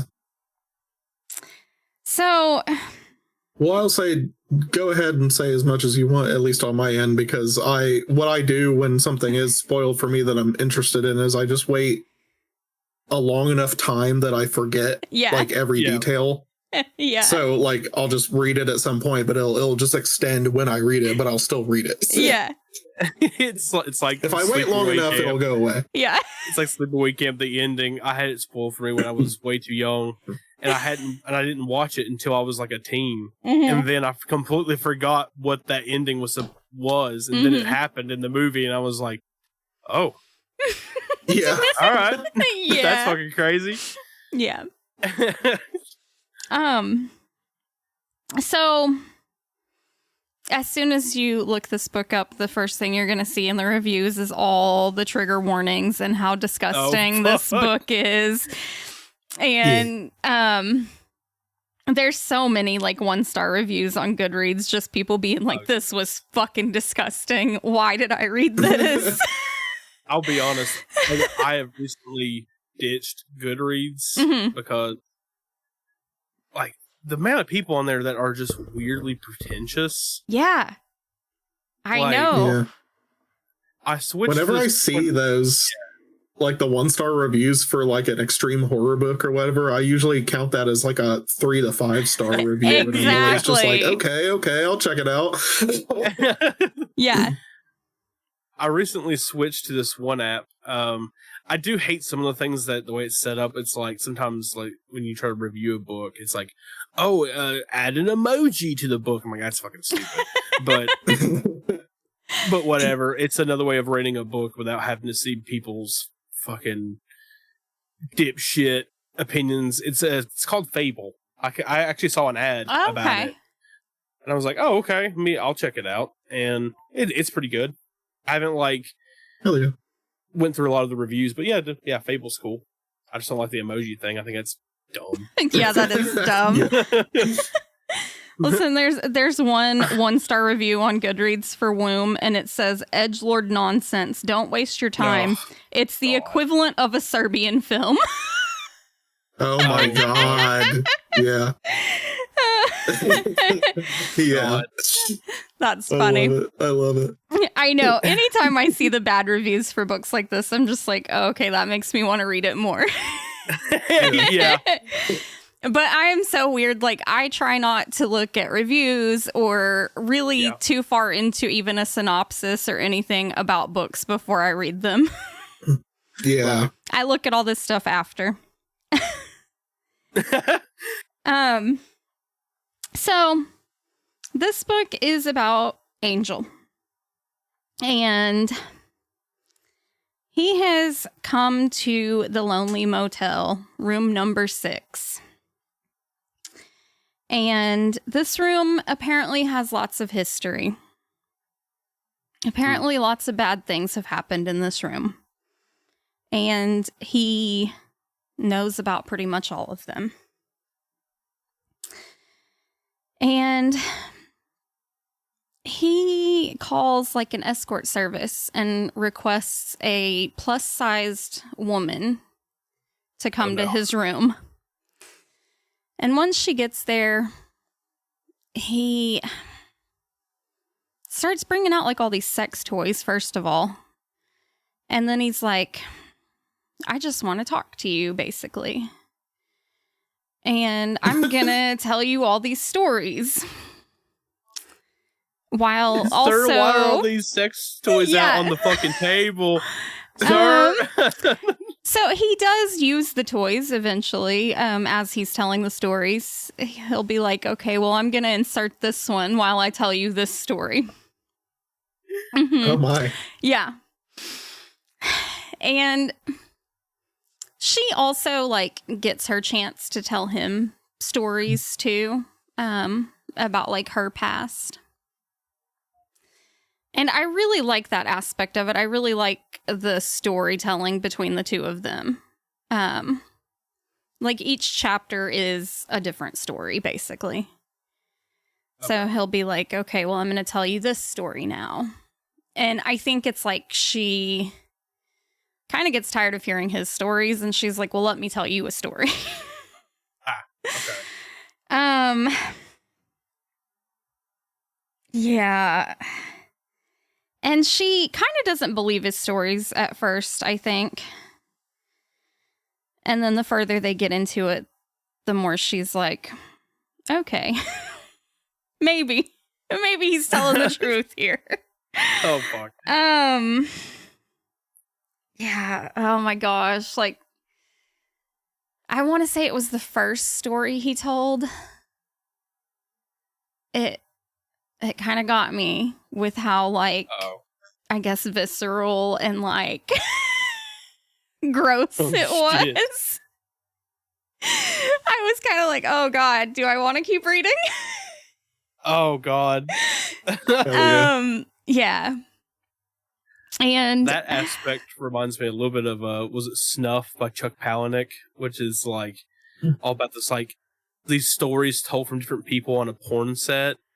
Oh. Yeah, for me it was Haunted, because that has some good stories, but Haunted has the very first story has like urethral sounding and like somebody's butthole guts getting sucked out through a pool drain and like all this crazy shit that like really fucked with me. It was hard. I had to like stop and come back, but like none of the other stories were nearly as extreme, but that one, goddamn, that one knocked it out of the fucking park. But yeah, I read Snuff too, and same deal. Oh my god. See, and I don't think it was that bad. Like, I don't think the first story was that bad. I don't know why it got to me so much. But gross. It did. I'll say a little bit about it, I guess. It's about a drug mule. And things get lost. And he has to try and find them. Oh no. Yeah. And it does a bag burst? Yes. Hell yeah. No. Yes. Yeah. Yeah, and then I think some of them get worse than that, I guess. I felt like the second story he tells wasn't really like, it was gross, but it didn't really affect me like the first one did. And then once you get to the end and you find out like why this is happening, it is cool to see how it all like fits together, kind of. And it's also very strange once you see like what he's trying to do here. Oh yeah. I liked it. It's really short. Oh yeah, I was looking at that. But like, so even though it's so short, you feel like you get to know the characters so well. Yeah. Which doesn't happen a lot in like the short books.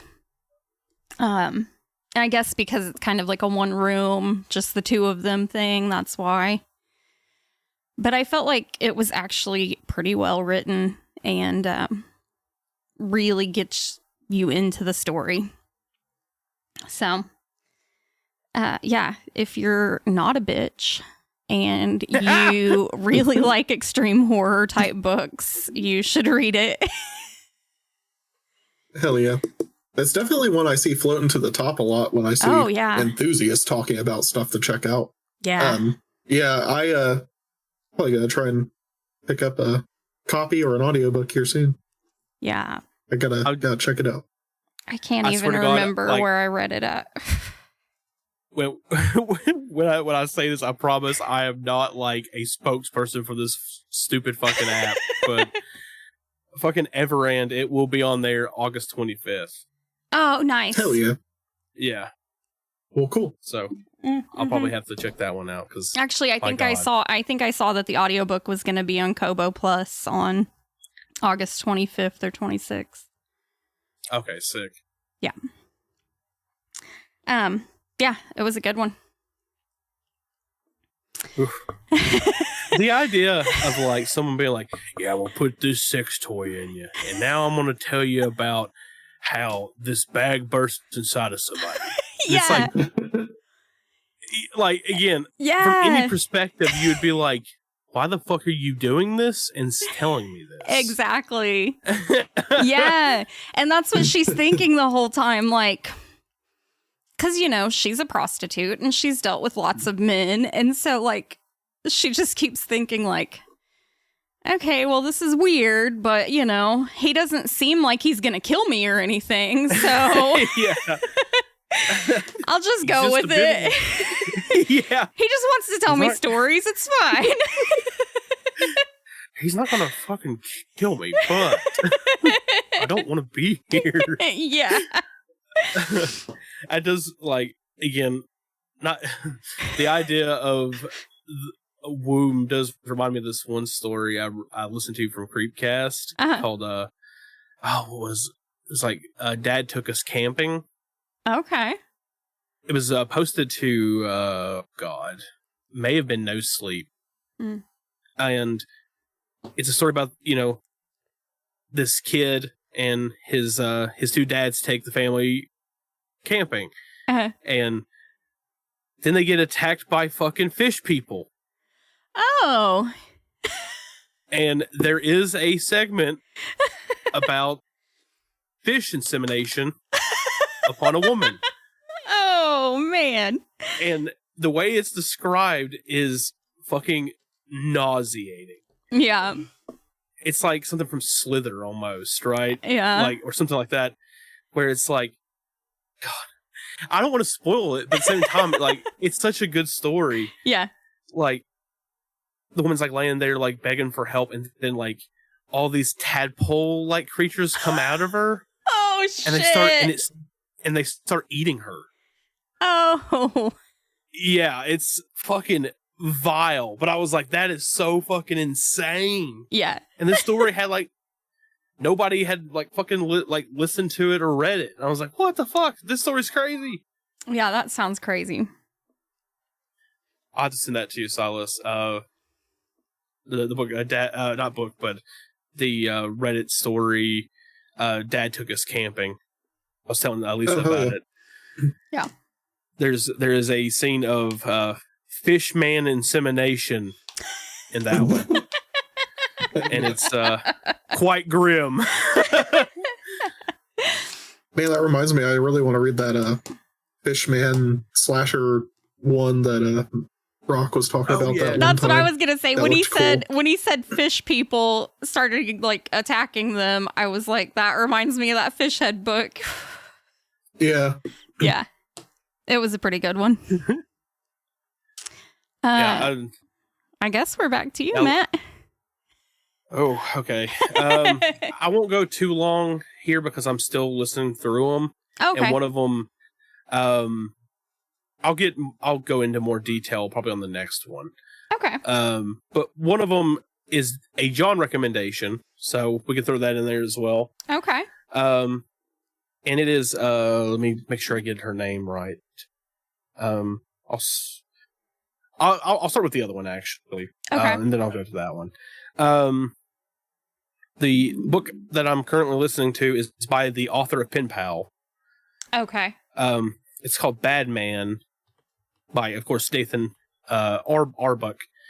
And so far, what is going on in the story from how far I've got into it, which is not incredibly far, it's about these two brothers. One's like, 13, the other one's like 6 or something like that.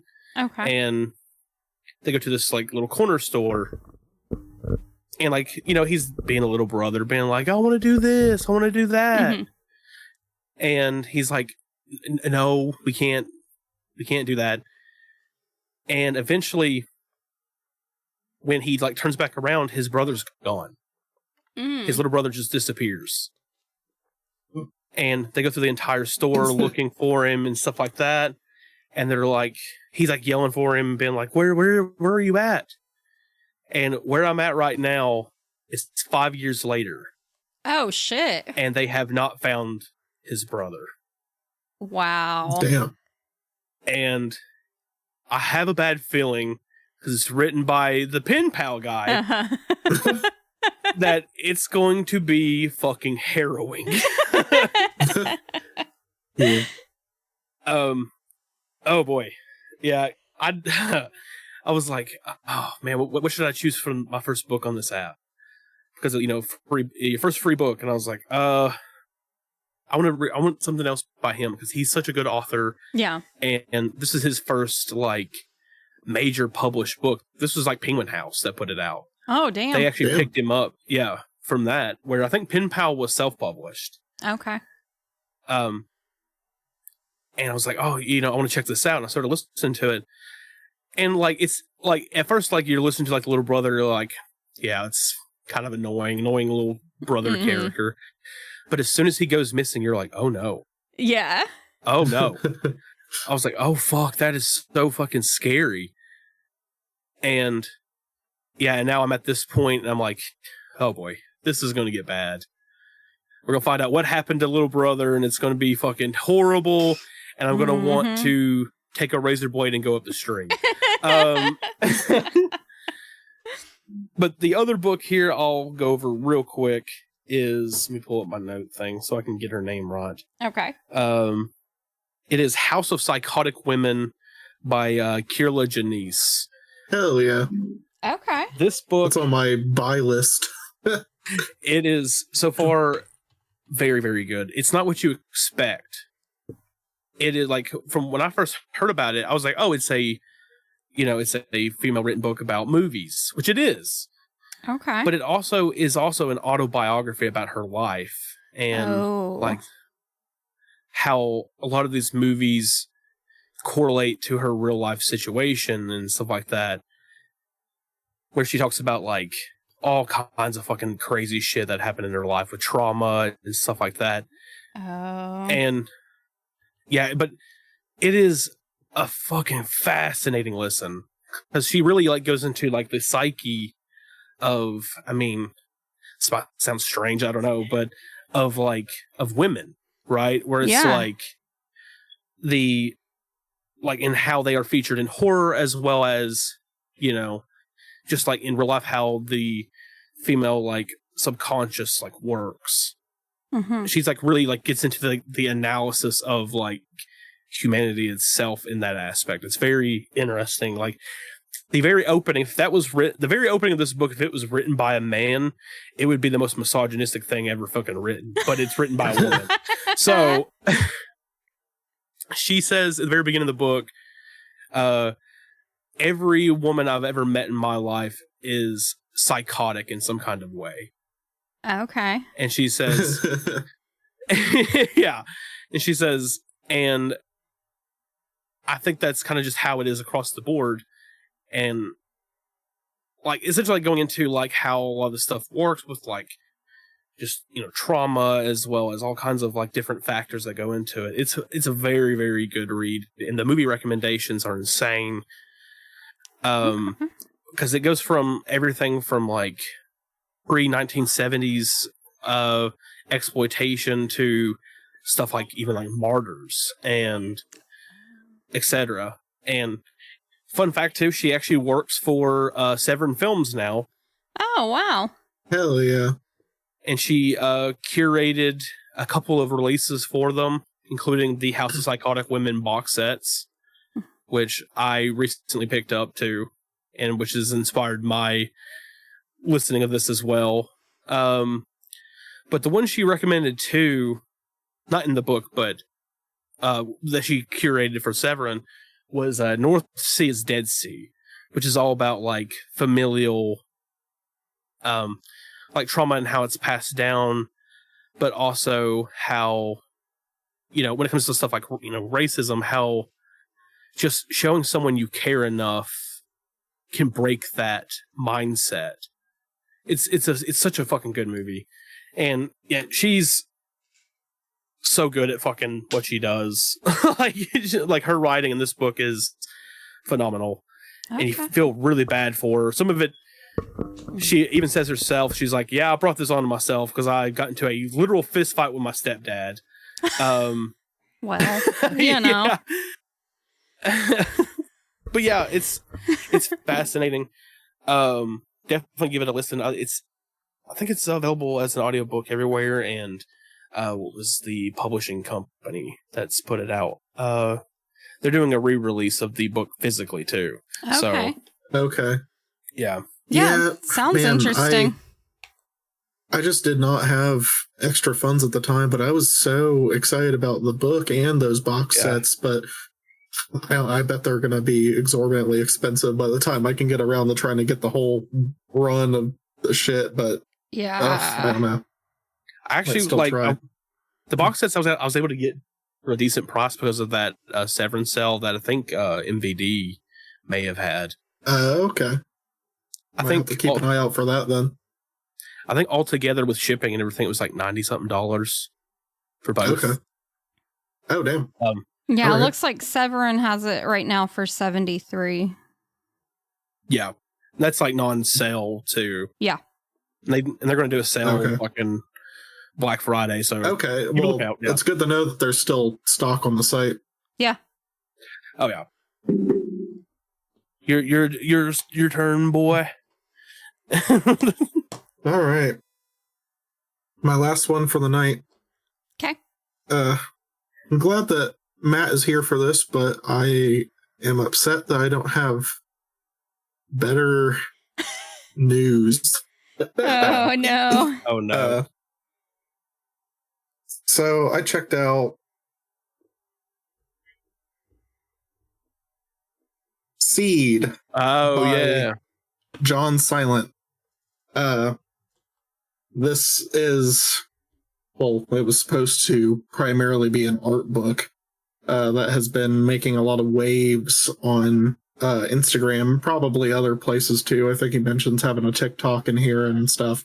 But it has sold out like 2 or 3 times now on like Etsy, where he sells his stuff, and then he did this like deluxe hardback edition and stuff that has a little extra thing at the end. I'll just go ahead and say this is barely an art book. There is art in the book, but it is not the breadth of what you're getting. It's a lot of really improper, informal text rambling with awful grammar and sentence structure and syntax. The type of shit you'd see in like a Tumblr or a Reddit post. And it's constantly contradicting itself and constantly backpedaling on something it says vehemently in 1 minute and then decides to soften up on the next. Sometimes within like 2 pages of each other. It doesn't really have anything to say pretty much at all. There is no nuance here. There's no interesting introspection. This should have been a long form series of Tumblr posts. I don't know why this is in a book. That being said, I would have liked this a lot more if instead of filling it with fucking writing, if he had filled it with art pieces, which is, you know, the reason people follow him, because he's an artist. The art pieces that are in here are solid enough, but a lot of times they are in no way, shape, or form labeled.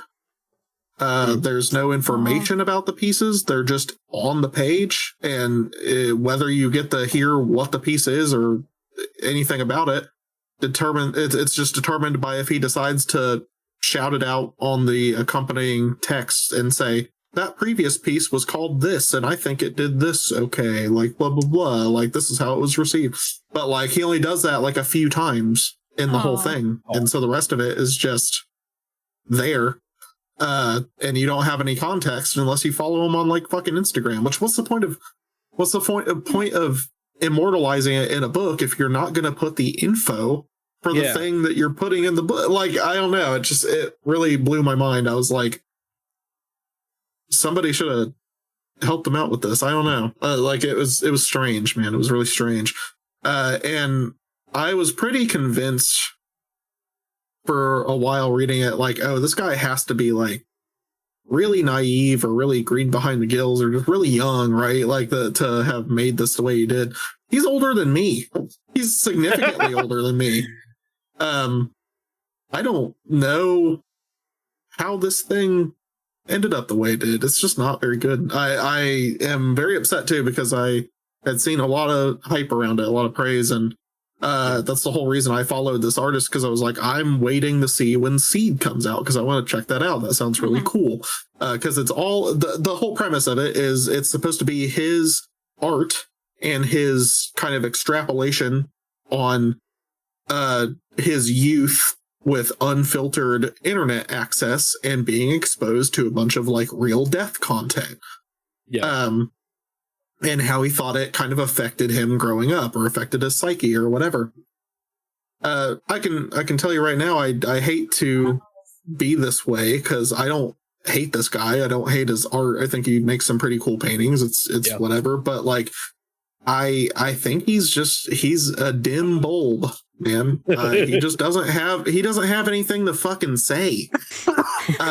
So I don't know why he filled this book with writing. It should have just been like short blurbs with info for pictures. I like, it would have been such a stronger release or just a piece if it had been. But it's just like really pussyfooted back and forth all over the place, just nonsensical rambling, not a single collected thought or analysis to be found. It's just like really poorly written stuff, unfortunately. And he like says there's psychology, the backup stuff he says, and then there's like not a single citation in this fucking thing for anything. My sources, I made it the fuck up. Yeah. And then he'll go back on even stuff he says that about later in the book and be like, I'm sure some people are fine and they can handle it, just not me or whatever. And first of all, I think I knew what I was in for on like the first page where he does like a content warning, and he refers to the media he's covering in part as snuff films. Nope. And that is a big irk for me when it comes to people talking about like real death footage or whatever, because it's like, it's not a fucking snuff film. That's not like what this is. Like, that's such a Redditor, like child teenager term for like what you're talking about when you're talking about this kind of stuff. It's just so stupid. Like, it's just, I don't know. The whole thing's just asinine. I really have a lot of contempt for it, honestly, after paying for the deluxe edition. And also the deluxe edition is very badly misprinted. Yeah. And the title is on the back and not the spine. And also the title on the front is Seed. The spine does not say Seed. It just says Unrestricted Internet Access in Adolescence Explored, which is the most like, you would think English is not this person's first language AI generated fucking tagline I've ever seen, but like it reads horribly. But it's also, that's not the title of this book. So why is that what it says on the spine? Why doesn't it say Seed and then that? Or why doesn't it have both on the front and both on the spine? I don't. Yeah. What are we doing here? This is not how you format a fucking book. That does remind me of something that I recently ordered. I'll show this off real quick. I bought this book because I was like, oh, this could be something cool to do a video on. And then as soon as I got the book in, I'm like, yeah, maybe I should get a different book on this. Because this thing's fun. Hang on. Oh, no.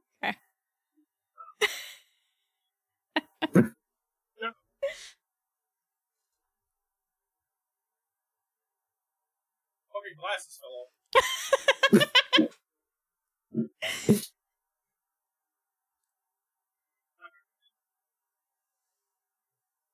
I'm sure y'all saw my glasses go flying off my fucking face. Yeah. God damn it. Yeah, this is about a story called the Yuba County Fob. And I'll probably like get into that more. Like, it's kind of described as America's Dyatlov Pass incident. Oh, okay. Okay. There's the cover. Okay. Not squared up right at all. Mm-hmm. Hell yeah. Nothing on the spine. Yeah. Hell yeah. Yeah, just blank. And the picture of the author on the back is so stretched out. It's insane. Hell yeah. And the book itself, like, I'm like, what the fuck? Like, it's like formatted so weird. Like, at the top it says the author's name with no spaces. I'm like, what the fuck is this? Yeah. That's cool. Oh, man. This one's also formatted really fucking weird. Oh, no. I don't like it at all. It's like, I don't know if it's gonna... It's just really strange. Oh, yeah. Ugly blocks of text that, like... Just a weird format for a fucking book this size and an art book at that. Yeah. Also, there are non-main piece, like flourish pieces of art in this that he reuses, but not in like a way that books do, where sometimes they'll end a chapter with the same little bit at the end of each time. Mm-hmm. It's like you can tell he was just reusing it in like a hacky way, where it's like one of them says scum with some like weird fucked up like digital distorted whatever the fuck. Mm-hmm. And the opacity is really weird, so the S is very, very illegible, so it just kind of looks like it says cum. Then later in the book, it's got that again, but underneath it, where it used to say scum, cum, it says fuck. Oh, Ooh. okay. And I'm just like, what are we doing? Like, are we edgy or are we not? Because this guy is like, the whole time he's like trying to play like moral high ground and like, yo, listen, I know you're curious about this. Please do not look at this. Please do not look this stuff up. Please, guys, don't do it. You're gonna hurt yourselves. Oh And my then God. like later he's being all like kind of like edgy, weird about it, where he's just like, yo, I know you guys are gonna look this up anyway, so like here's the site link. And then it's just like, what the fuck, dude? What are you talking about? It's so all over the place in this thing. It's so annoying. Also, I think the coolest thing imagery-wise for this is the fucking cover, because it makes it look very intriguing and also very sketchy. Looks like something off a fucking Peter Soto scene or some shit. Yeah. He didn't do that. Oh. Someone else did the fucking cover. But like, whatever. That's fine. That happens all the time. I'm just saying, the reason I wanted this book is because I thought it had a cool cover. I thought his art is okay. I follow him because his art's pretty cool. It's whatever.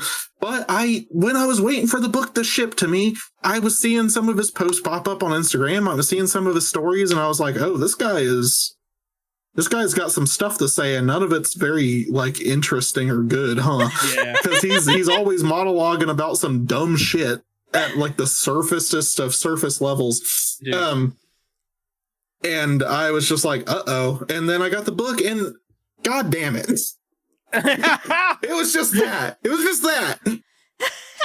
It should have been a fucking Instagram story, not a goddamn printed piece of material that I paid money for. God damn it, dude.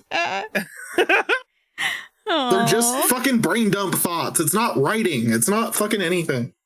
Yeah. It almost makes me And the art's not even labeled. The art's not even labeled. You want to see Jon Silent's art? Go to his fucking Instagram. Don't buy the goddamn book. Yeah. Can't even get the fucking info for the pictures you're looking at. Who cares? Half of them aren't even the full piece. They're like cropped weird or zoomed in on some like little textural element that he wanted to show off, and you don't even get to see the full piece. It's so fucking weird. I don't understand. I don't understand what he was doing, man. Oh God, dude. You want to hear a good meditation on an early childhood of exposure to real death media on the internet? Go hit up my fucking buddy GuroWorks, Alex, the one I shouted out earlier. He's got a Substack page. It's GuroWorks with an X. You can find him on Instagram. It's in his bio. He's got a great write-up on his relationship to real death media as a teenager and how weird it was and how morally questionable it is to consume that stuff as a minor or whatever fuck. And it got included as an essay in a cool booklet that came with a special re-release of the Rare a Dead Person films, which are real death on the street documentaries that Poison Ivy Communications put out.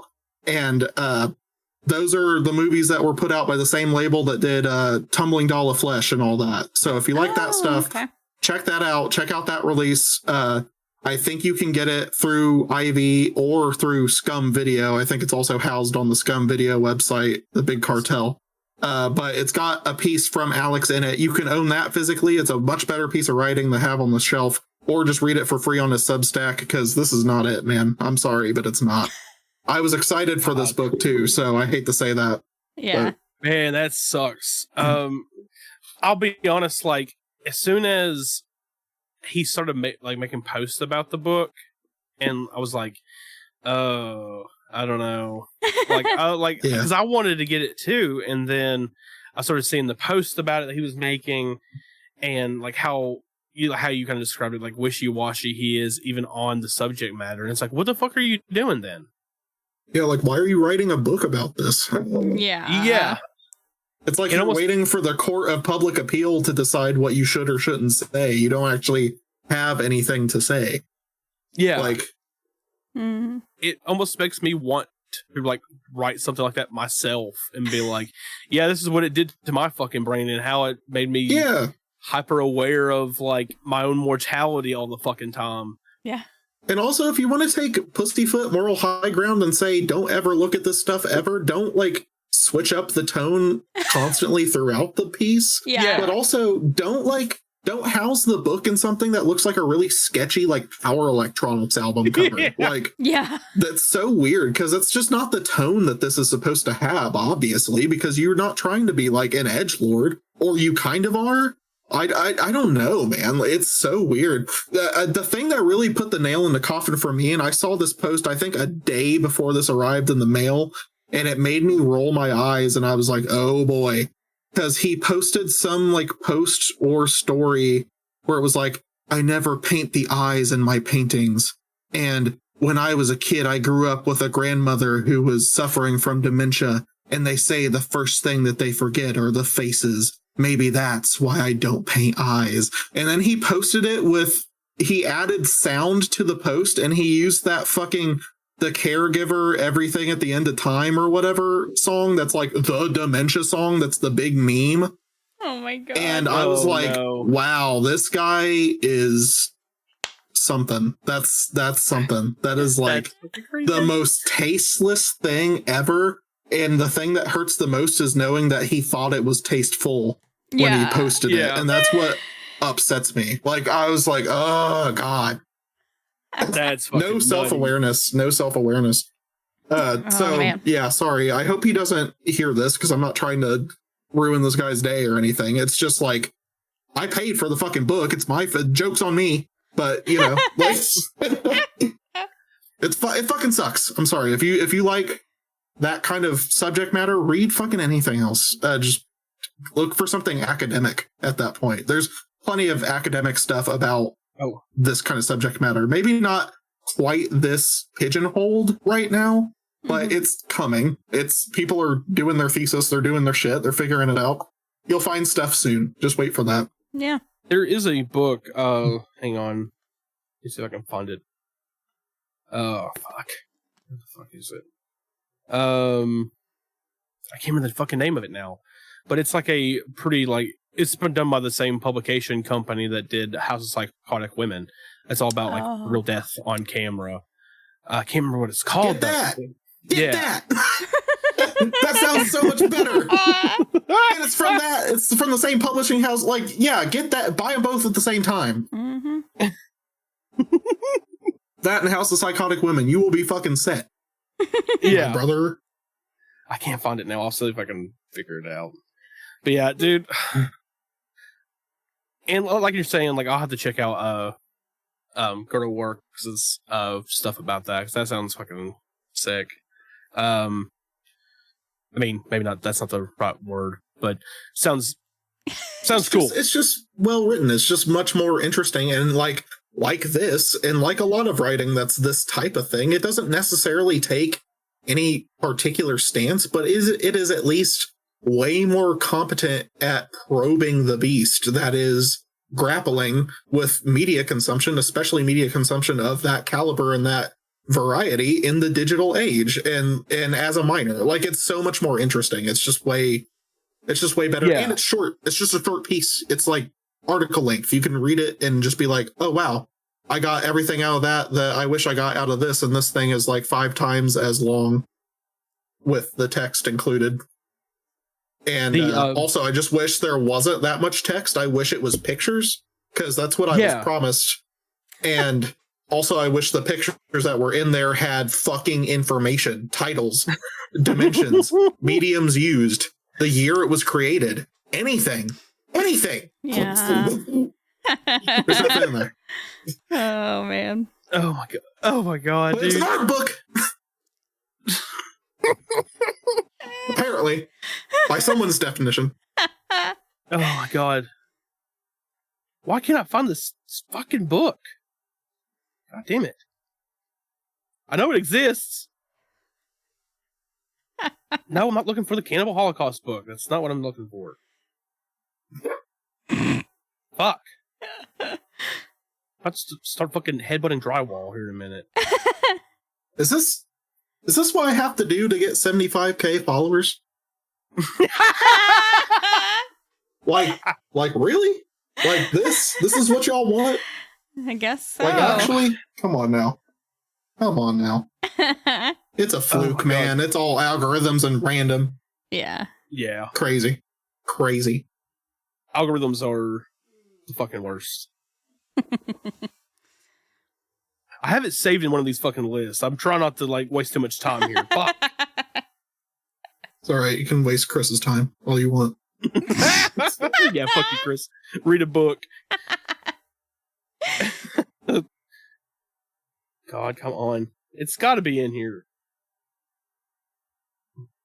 I have it literally like before it got republished. I found it on the internet and I can't find the fucking thing. Fuck. God. Lose my mind.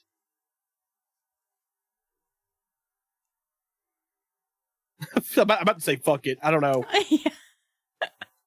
It's all good. I mean, we can always just add it in the show notes or something. Yeah. That's true. Oh my god. This is insane. Well, it's from the same publishing company as Yeah. Pals of Psychotic Women. They can find it if they go look in the right places. Yeah. True crime. Real gore book. Yeah. I mean, I don't know if it has any pictures of, like, that shit in it or not, but... It doesn't need to. That's the thing. Like, if you want to know about the subject matter, you don't have to fucking see it. Yeah. Yeah. Just, like, fucking read about it. Mm-hmm. Exactly, yeah. Like, and there's all kinds of... That's like, why shit I on was the excited internet. for this, because it's, like, artistic renders based on memory from being a kid seeing it. Like, I thought that was such an interesting idea for a project. But also, I will say, like, another big thing is you can tell that a lot of the stuff in here is they're just pieces that are just like on his Instagram. The ones that are like really specifically about like certain videos or whatever, they're very few and far between. And a lot of this art is out there on his Instagram. You can easily see it without buying an art book with this premise. Because there are only a handful of unique pieces in here that I don't think I've seen on his profile. And usually not cropped or not weirdly zoomed in or in like higher quality. Like I just don't get it. And Yeah. It's like I get it's fucking hard to make stuff. It's hard to make stuff. My first zine is all wrap fucked because the guy who printed it, like the setup was fucked up and he told me certain dimensions. I made everything in those dimensions and then he didn't have access to that anymore or it didn't print right or something. And so it's got weird edges and everything's all fuckered, but like, and it's all shit. It's all just like juvenile. Like I didn't know what I was fucking doing yet. I didn't know what the point of my stuff was yet. So it's like all over the place and scatterbrained and whatever, but it was like a shitty little Xerox zine. It wasn't like a hardback art book. Like it wasn't this. Yeah. I'm still fucking looking for this fucking book. This is insane. If fucking Google didn't sell their soul to fucking AI, maybe I'd be able to find it. Yeah. Yeah. Fuck me. Can't Google anything anymore. No, it's fucking terrible. Oh, God. I just went to, like, Internet Archive and searched up Real Death. And it sorted my book in hopes I'd find it, because it was on here. Anyway, fuck it. It's a book that they put out about real death on film. And, like, the new version of it that I think Fab Press put out has stuff that's about, like, the internet age of, like, real death footage. because it came out like it was like written before all that stuff was like coming out to like on the internet. So Okay. yeah, can't think of the fucking name of it. Maybe I'll find it and I'll send it to you all. Fuck. Okay. God damn it. Drive myself crazy. All right. Well, I guess I will talk about my last book. So this book came out a couple of months ago and I've been wanting to read it. And then Hayden Panettiere died last week. Oh, yeah. So I finally decided to go ahead and read it. I was actually waiting to get Exquisite Corpse with my Audible credit for the month. And then I went back to look at Exquisite Corpse a couple of days before my credit came in, and it was on sale for like $3. So I just bought it. And then I had a credit, and I was like, Nice. oh, perfect time for the Hayden Panettiere book. It's called This Is Me, A Reckoning by Hayden Panettiere. And it's narrated by her. And yeah, I'm listening to it, right after she died was kind of crazy. Yeah, I was going to say that must have been kind of surreal. Yeah, like Yeah. listening to her tell her story just a few days after she died. Pretty crazy.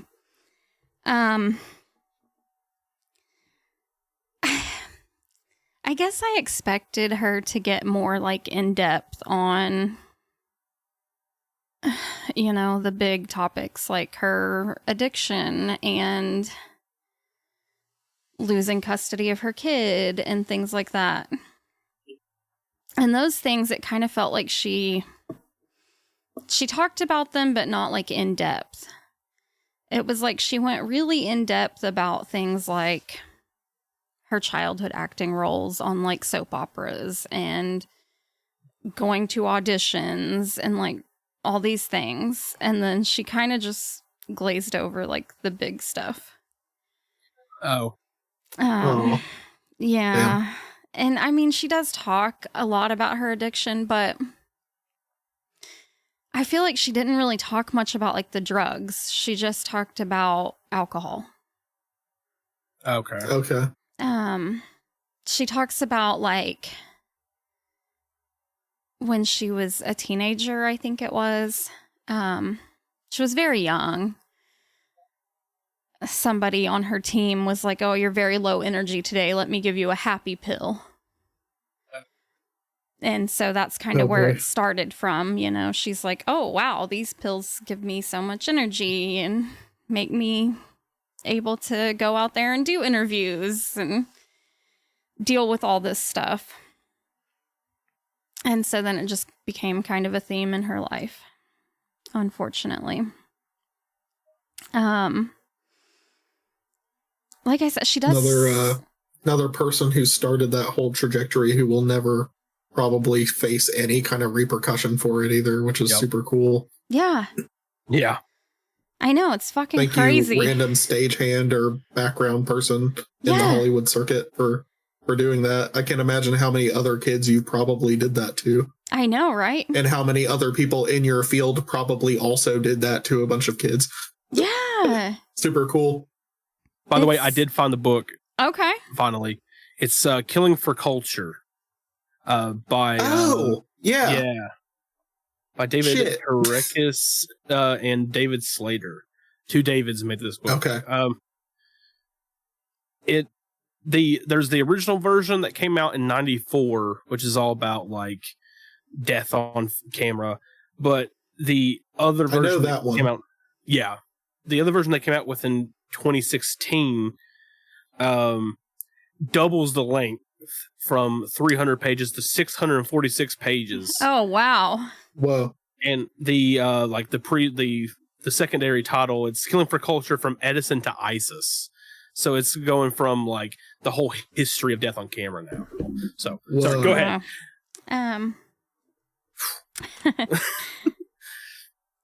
Yeah, so she talks a lot, like I said, about like her different like roles she's had over the years and things like that. which was cool because I was a big Heroes fan, and I watched the first several seasons of her show Nashville that she was on, so it was cool to hear her talk about those shows and the experience of, you know, being on them.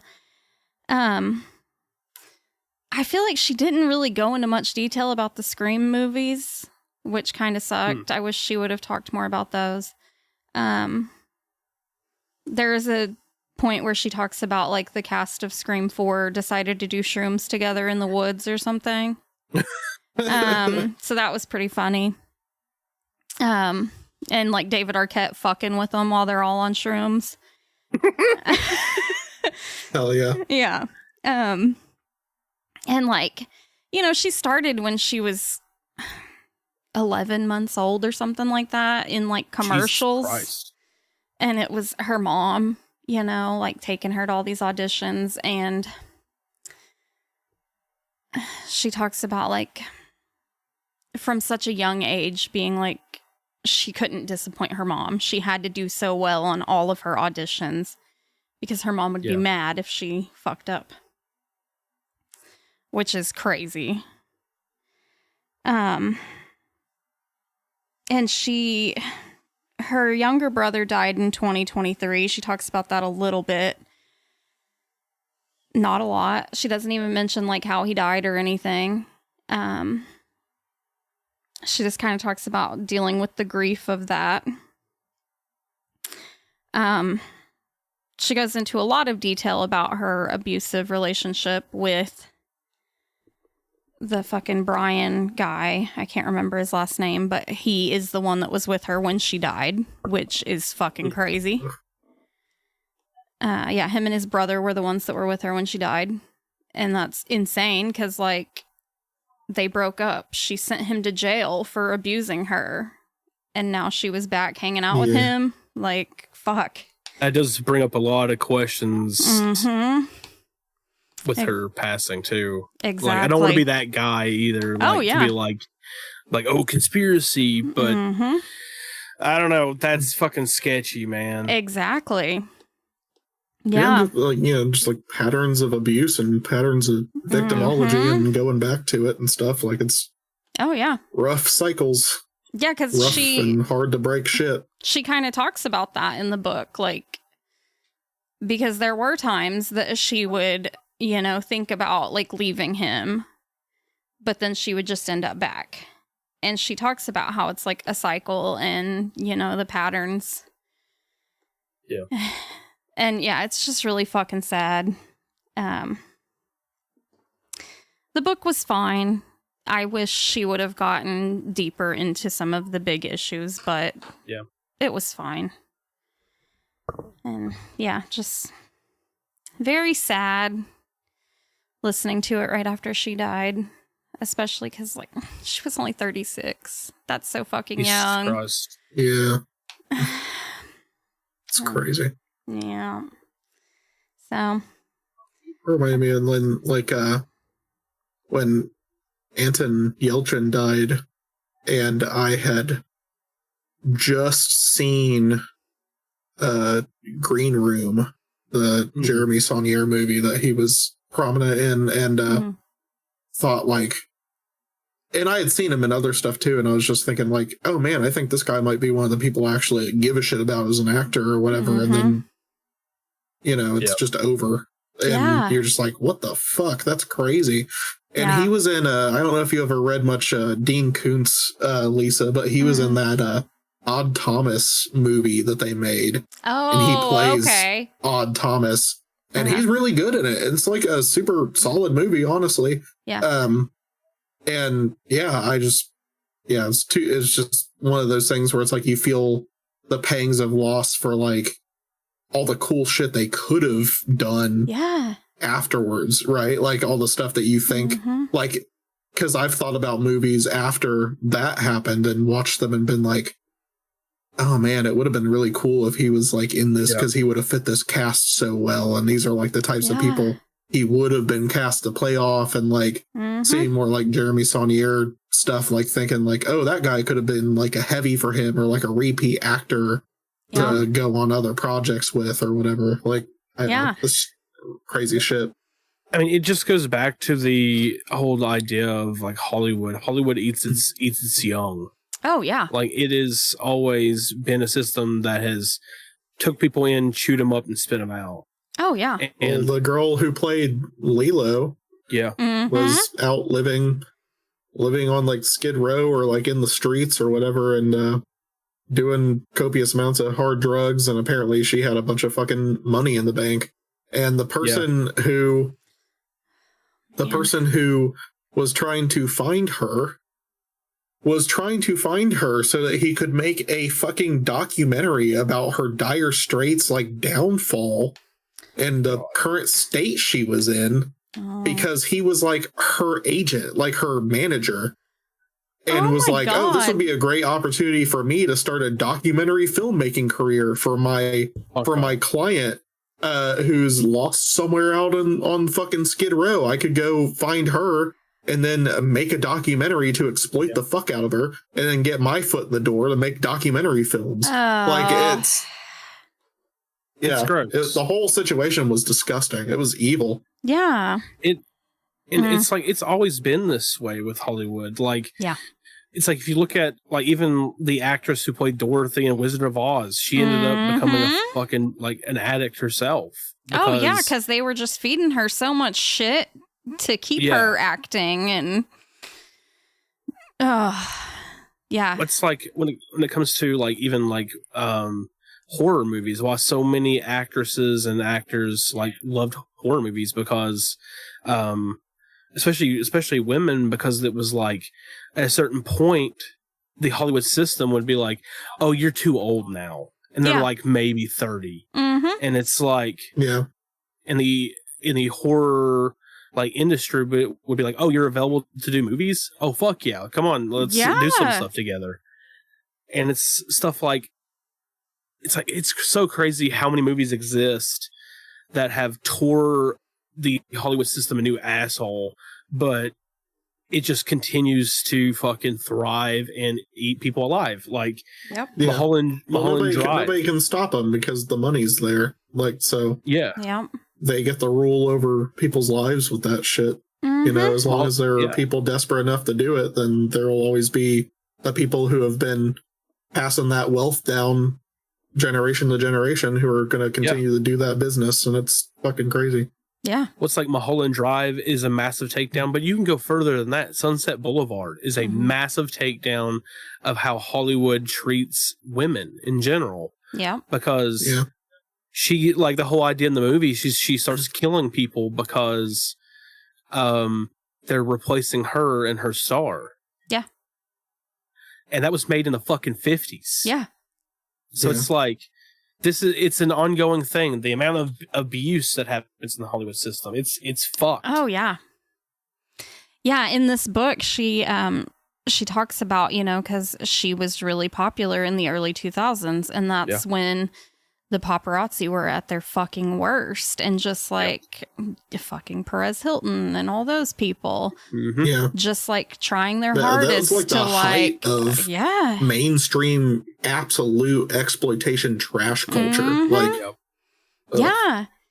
Like they would. The paparazzi would like yell things at her like, oh, you're looking fat today. And like, you know, shit like that. Like, it's insane. Why are these people like this? Yeah. That's one thing that I 110% do not miss about the 2000s is if you were a pound over 100, you were seen as a fucking fatso. Meanwhile, the people who are screaming that shit at you are like fucking way built like than you. Yeah, they're built like me, just with Cheeto dust in their fucking but they're fingers. not women. Like, yeah, exactly. Yeah, there's like fucking fat men like eating a fucking hot dog or a donut while they stake out your house. Like, it's fucking. It's like, it was fucking gross as fuck. But also like all those people, like that whole profession, it's like it attracts people with like sociopathic traits. Like that is largely why people get into that shit, because they know that they're predisposed to be able to do it. And then you think about movies like Nightcrawler with Jake Gyllenhaal. Yep. And like how that kind of bridges between those two things like that and like the real death coverage, like on the street media kind of shit. Mm-hmm. And it's like a lot of it's the same types of people. Oh, yeah. Who are just willing to do anything because they know that there will be a market for it and they can scrape together some scratch out of it. Like, crazy. Yeah. Even to other places, like in third world countries where, like, I don't remember what it was. There was some show, I want to say it was in like Brazil, and they were setting up, they were committing crimes. They were like setting up and staging things for a show that was really popular as like an exploitative, like late night news TV kind of reality thing. And they would go out and film crime scenes. And then they were working with organized criminals to like commit those crimes so they could go film it later so they could get ratings for their fucking show. Like, it's crazy. That's insane. There's a documentary about that I still need to watch. It's I think it was Killer Ratings that Netflix put out. Oh, yep. Yeah, I still need to watch that. I've heard it's really fucking good though. Sorry if I got that. I can't remember if it was Brazil. It was somewhere. I think it was a South American country. It was, where that was happening. But yeah, it was rough. It was crazy. What's like even like you're talking about like how they did that shit. It's like in like Mexico, like Alarma magazine is still fucking active. Yeah. And they still like, which is insane because most of that stuff has been long shut down. Like the insane exploitative, like true crime magazine kind of shit. Like, but some of them, it's just, it's like that place is so in a chokehold because of the economic situation and the cartels that like people are so demoralized they can't get out of it. Like that's just like the reality of life. It's so fucked. What's like, don't get me wrong, there is a morbid part of me that's like the Alarma magazine and stuff like that. Like there's a odd, like weird, almost like nostalgia. Oh yeah, I just bought there's this Thai zine label that put out a collection. It was a photo book of covers from some of those old, like really fucked up Thai true crime magazines, and they used to do covers that were really provocative, and they were staged like acts of like violence with women, like women being like chained by like a big imposing guy, like kind of stuff on like a photo set. But then the inside of the book was just a bunch of true crime articles with real gore pictures. Yes. And I bought this zine that was like a compendium that was archiving a bunch of the most provocative like covers that they ever did for that. But that's not associated with that magazine. It's like that they're long defunct. It was more of a like archivist, like this happened kind of a thing, you know, like, it's still, you can say it's still sketchy and exploitative to an extent, but at least it wasn't supporting the main fucking people that did it. Like, back in the day, like, not to get like too much into like the true crime weeds, I guess, but like, it's like, even in America, we had the quote unquote true detective magazines that were all like, the covers would be like a woman like chained up, like you said, with like a guy on the cover, and inside it would be that kind of shit. And like even like stuff like Playboy magazine had shit like that in it. Yeah. It's like, and it's crazy because people like fucking Dennis Rader, BTK, he got off on that shit. Yeah. And it led to him doing the shit he did. Somewhat. Like, you can't completely blame them, but like, still, like, fuck. Yeah. He was in the audience at least, and that's something, you know, you always have to think about, like, oh man. Dude was, All right, well, I think that's it for us. I guess we will be back next month to talk about Exquisite Corpse and other books. Woo! So, yep. Say bye, bitch. Bye, bitch. Bye, bitch.